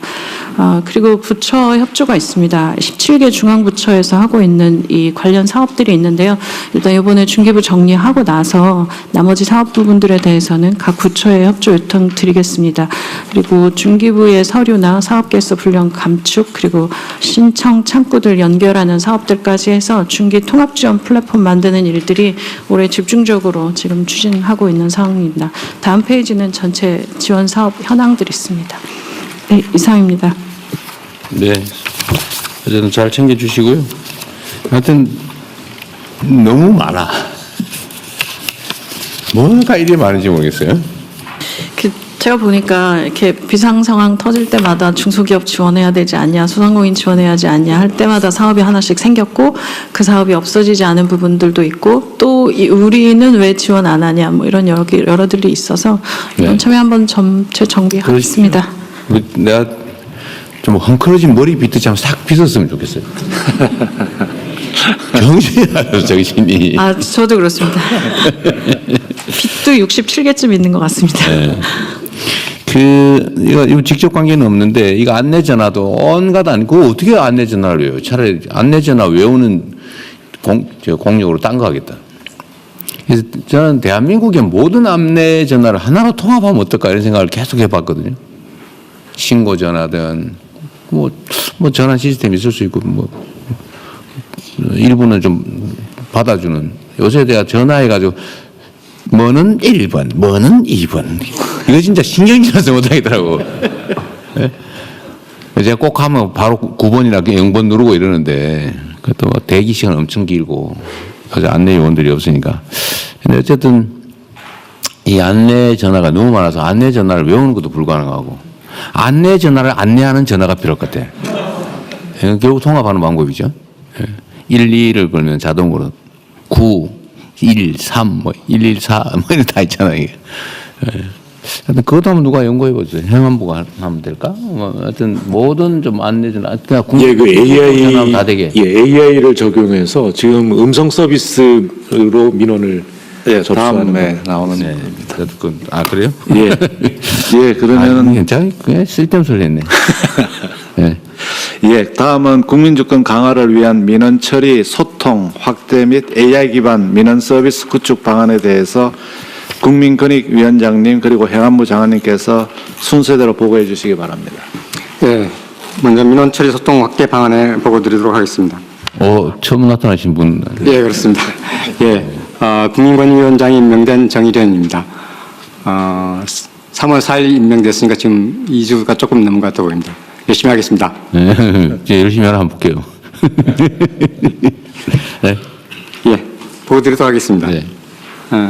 좀 간략하게 보고 드리겠습니다. 첫 번째는 민원 발생 감축 노력 강화입니다. 먼저 규정이 불합리하거나 해석이 불분명해서 민원 발생의 원인이 되는 각급 기관의 법령, 고시, 지침 등을 연내 일제히 정비하겠습니다. 국민신문고 민원 빅데이터 분석으로 확인된 단기 급증 민원 등 빈발 민원에 대해서는 주무부처와 관계부처가 TF를 구성하여 조기에 대응하도록 하겠습니다. 기관별 관할구역, 사업 현장 등을 주기적으로 순찰 방문해서 민원 발생 요인을 선제적으로 발굴 해소하거나 초기 단계에서 적극 해결하도록 하겠습니다. 또한 정책 수립 집행 시에 단순 공시에 그치지 않고 문자, 모바일 알림을 활용해서 실수요자에게 정보를 적시에 제공하겠습니다. 두 번째는 효과적인 민원 대응 체계 구축입니다. AI를 활용해서 단순, 반복 민원의 처리 시간을 단축하고 집단 민원, 특이 민원에 대해서 청와대 권익위, 각급 기관의 갈등 조정 담당관, 시민 상담관이 전담팀을 이루어서 합동 대응하도록 하겠습니다. 최근 시민 상담관을 20명에서 112명으로 대폭 확충한 바 있습니다. 민원의 처리 과정과 결과에 대한 민원인의 신뢰 제고를 위해서 객관적, 중립적, 제3자적 시각에서 민원을 처리할 수 있는 ombudsman을 확대하도록 하겠습니다. 기관별 자체 대응이 어려운 해묵은 집단 특이 민원은 행정기관에서 권익위로 이송할 수 있게 해서 조정을 통해 해결하고 중재제도를 활성화하도록 하겠습니다. 또한 전향적으로 국민고충을 해소한 소속 공직자에게 특별 성과 포상금 등 인센티브를 부여하여 민원 처리를 부수적인 업무로 인식하는 조직 문화를 바꾸도록 하겠습니다. 세 번째는 정부 차원의 이행관리 추진입니다. 먼저 반기별로 대통령 주재 집단 갈등 조정회의를 개최해서 다부처 관련 민원, 갈등 현안을 집중 점검하고 오늘 보고된 사항의 이행 동력을 확보하도록 하겠습니다. 또한 민원 서비스 종합평가, 갈등관리평가 등을 활용하여 민원 처리 실태를 전반적으로 점검하고 민원 서비스의 품질을 개선하도록 하겠습니다. 마지막으로 각 부처는 민원 유발 규정을 신속히 정비하고 집단 특이 민원의 자체 해결 능력 강화를 위한 조치를 우선 시행해 주실 것을 요청드립니다. 또한 기관 발생 민원에 대해 현장 방문 순찰을 적극적으로 실시하고 민원 담당자 인센티브 부여와 민원 해결 역량 강화에도 노력해 주시길 당부드립니다. 이상 보고를 마치도록 하겠습니다. 네. 아주 준비를 잘 하셨네요. 하여튼 정부가 국민들로부터 원성의 대상이 되면 안 되죠. 국가가 국민을 위해서 존재하는 건데, 하여튼 이 공직자들의 기본적인 자세에도 이런 게 있어요. 민원 그 원자를 한자로 어떻게 쓰시는지 아시죠? 이게 두 가지로 쓰이더라고요. 원하는 것이란 뜻의 한자를 쓰기도 하고 원성이라고 할 때 그 원. 근데 보통 우리는 그 원성으로 들어요. 그럼 귀찮고 피하고 싶고 막. 그리고 민원 내는 사람은 어쩌면 좀 나쁜 사람 또는 뭐 부족한 사람 이런 인식이 공직 사회에 있는데 저는 절대로 그러면 안 된다고 생각해요. 국민을 위한 정부라 해야 되니까 국민들이 그렇게 원성을 갖게 하는 것 자체가 문제죠. 예를 들면 반복 민원을 낸다. 반복 민원 낸 사람이 잘못이라고 보통 생각하지만 그래서 사실은 초기에 충분히 설명하고 처리해 줄 거 하고 안 되는 이유 제대로 설명하고 진지하게 공감하고 눈높이 맞춰서 정말 소통하고 공감해 줘서 그러지 않거든요. 포기시켜야 되거든요. 근데 그거 함부로 그냥 이거 안 되는 건데 이렇게 집어 던지니까 또 화가 나가지고 던졌다고 그다음에 민원 내고요. 그 처리한 사람은 직무유기했다고 또 민원 내고 이러면 막 산더미처럼 늘어나서 나중에 평생 그것만 하고 살아요. 공동체도 괴롭고 본인도 안타까운 삶을 살게 된 경우가 상당히 많습니다. 내가 보기에는 아마 수십만 명이 그러고 있을 가능성이 있어요. 어쨌든 이거를 끊어야 됩니다. 국가적 에너지 낭비를 줄이기 위해서도 끊어야 되고 그러려면 사명감 가진 전문가가 필요해요. 이게 민원을 들어주고 조정하는 것도 이 아무나 막 하는 게 아니고 인내심이 있고 애정이 있고 실력이 있고 이런 사람이 충실하게 해줘야 되거든요. 근데 그 전담 인력도 당연히 있을 테고 각 부처 갈등 조정 담당관 지정하라고 했다는데 이 날짜 정해가지고 안 하면은 저한테 얘기하세요. 시행한 다음에 알겠습니다. 취합하시고 교육도 시켜야 되잖아요. 먼저 좀 입법적인 해결이 좀 돼야 되겠어서요. 그 부분에 관해서 개정안이 좀 올라가 있는 상태입니다. 하여튼 민원이 없을 수는 없는데 민원이 악화되지 않게 하는 건 우리의 몫이죠. 잘 알겠습니다. 좀 각별히 신경 써주시기 바랍니다. 예, 그러면 이상 네 건 행안부 행안부 보고. 뒤에 아차. 제일 중요한 게 두 부처 보고 있다고 말씀하셨는데. AI 감정이 안 좋은 거 아니에요? 저희 사이 좋습니다. 사이 좋아요. AI 기반 민원 서비스 구축 추진 상황을 보고드리겠습니다. 먼저 민간 플랫폼을 이용한 AI 국민비서입니다.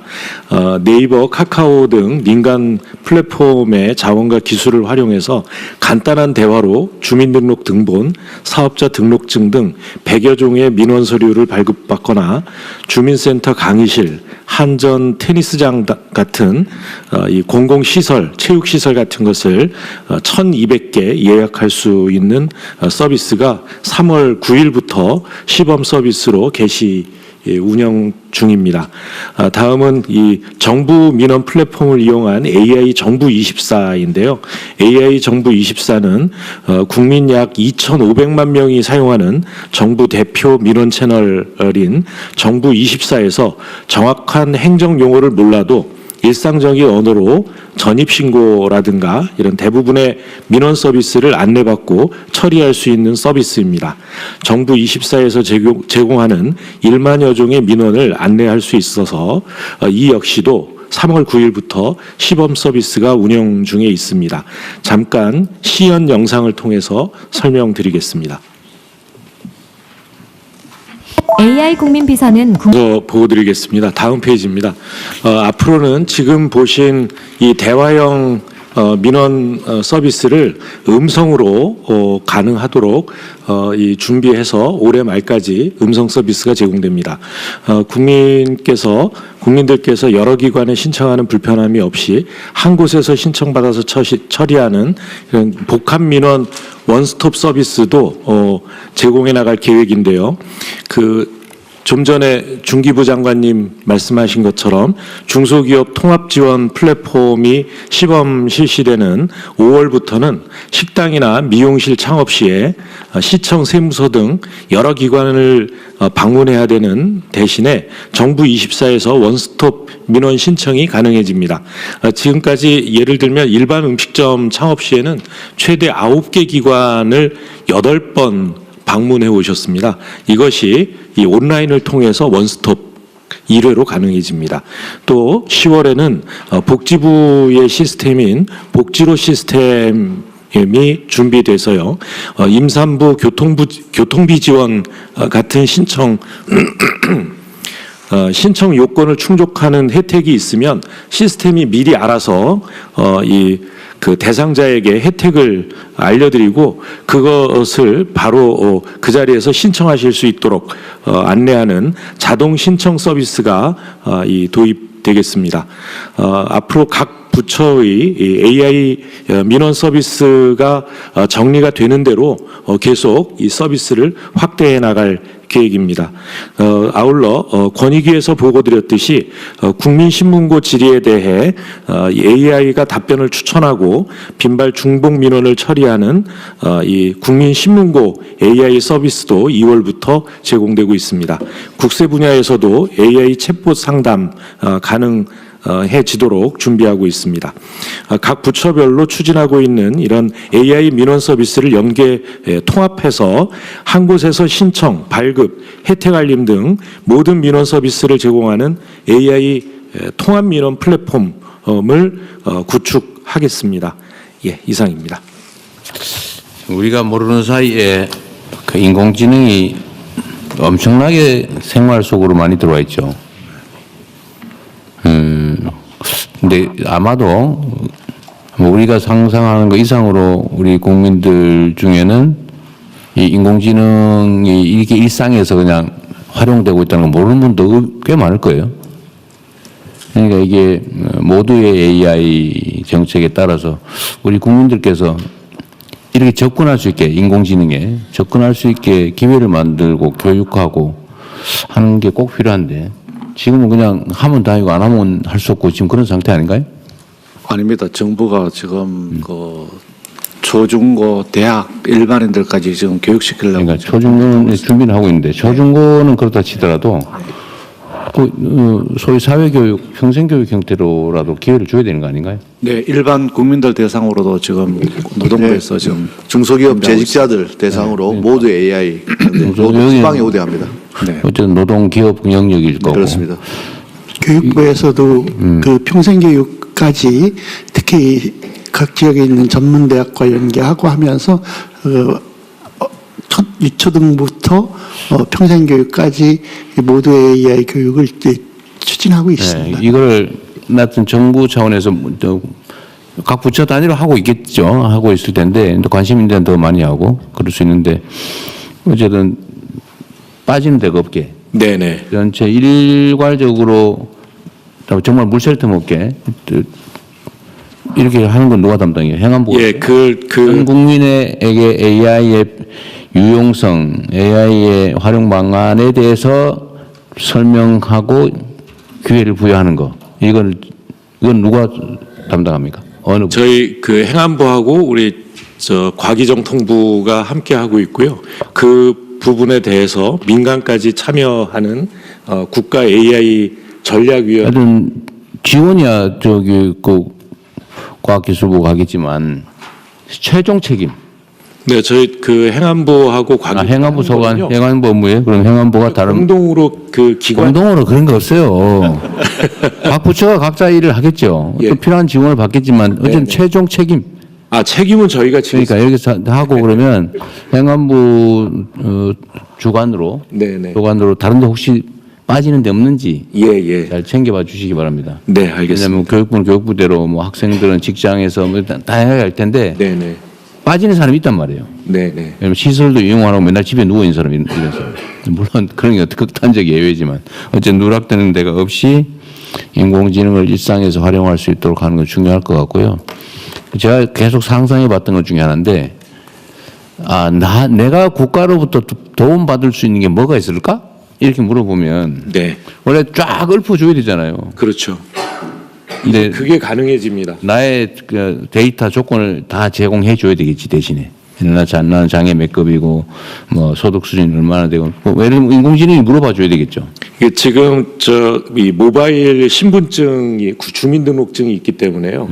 그거 가지고 본인 인증만 하면 전체 자료를 모아서 AI가 알아서 그 사람에게 필요한 서비스 가능한 서비스를 알려드려요. 여기 어디 저기 지방에 어디 가시면 지금은 반값 여행이 가능한데 무슨 어디에 호텔 가면 또 얼마짜리고 뭐 이런 거 해줘야 될 거 아니에요. 그건 이제 여행 가고 싶다 이렇게. 그러니까 여행 가고 싶다, 국내 여행 가고 싶다 이러면 맞습니다. 예. 지금 그런 시대가 곧 오잖아. 이미 와 있잖아요 지금. 이제 저희 이 순서대로 보면 내년 정도면 그게 완벽하게 가능해집니다. 그러면 여기에 정부가 어떤 걸 지원해주고 있으니까 그 어디 가서 어떻게 활용해라. 내가 대신 해줄까? 뭐 이렇게 되는 거 아닙니까? 대신 신청도 해줍니다. 신청도. 예. 손가락, 예약도 해주고. 손가락 안 써도 되는 거죠 이제. 예. 말로만. 예. 어쨌든 이런 상황이라는 거를 모르는 분들이 상당히 많다 아직도. 어쨌든 접근 기회를 부여하는 것도 해야 될 중요한 일인 것 같습니다. 네. 그러면 이어서 의원 심의를 시작하겠습니다. 의원 심의는 비공개로 운영되오니 언론인 여러분께서는 협조해 주시기 바랍니다.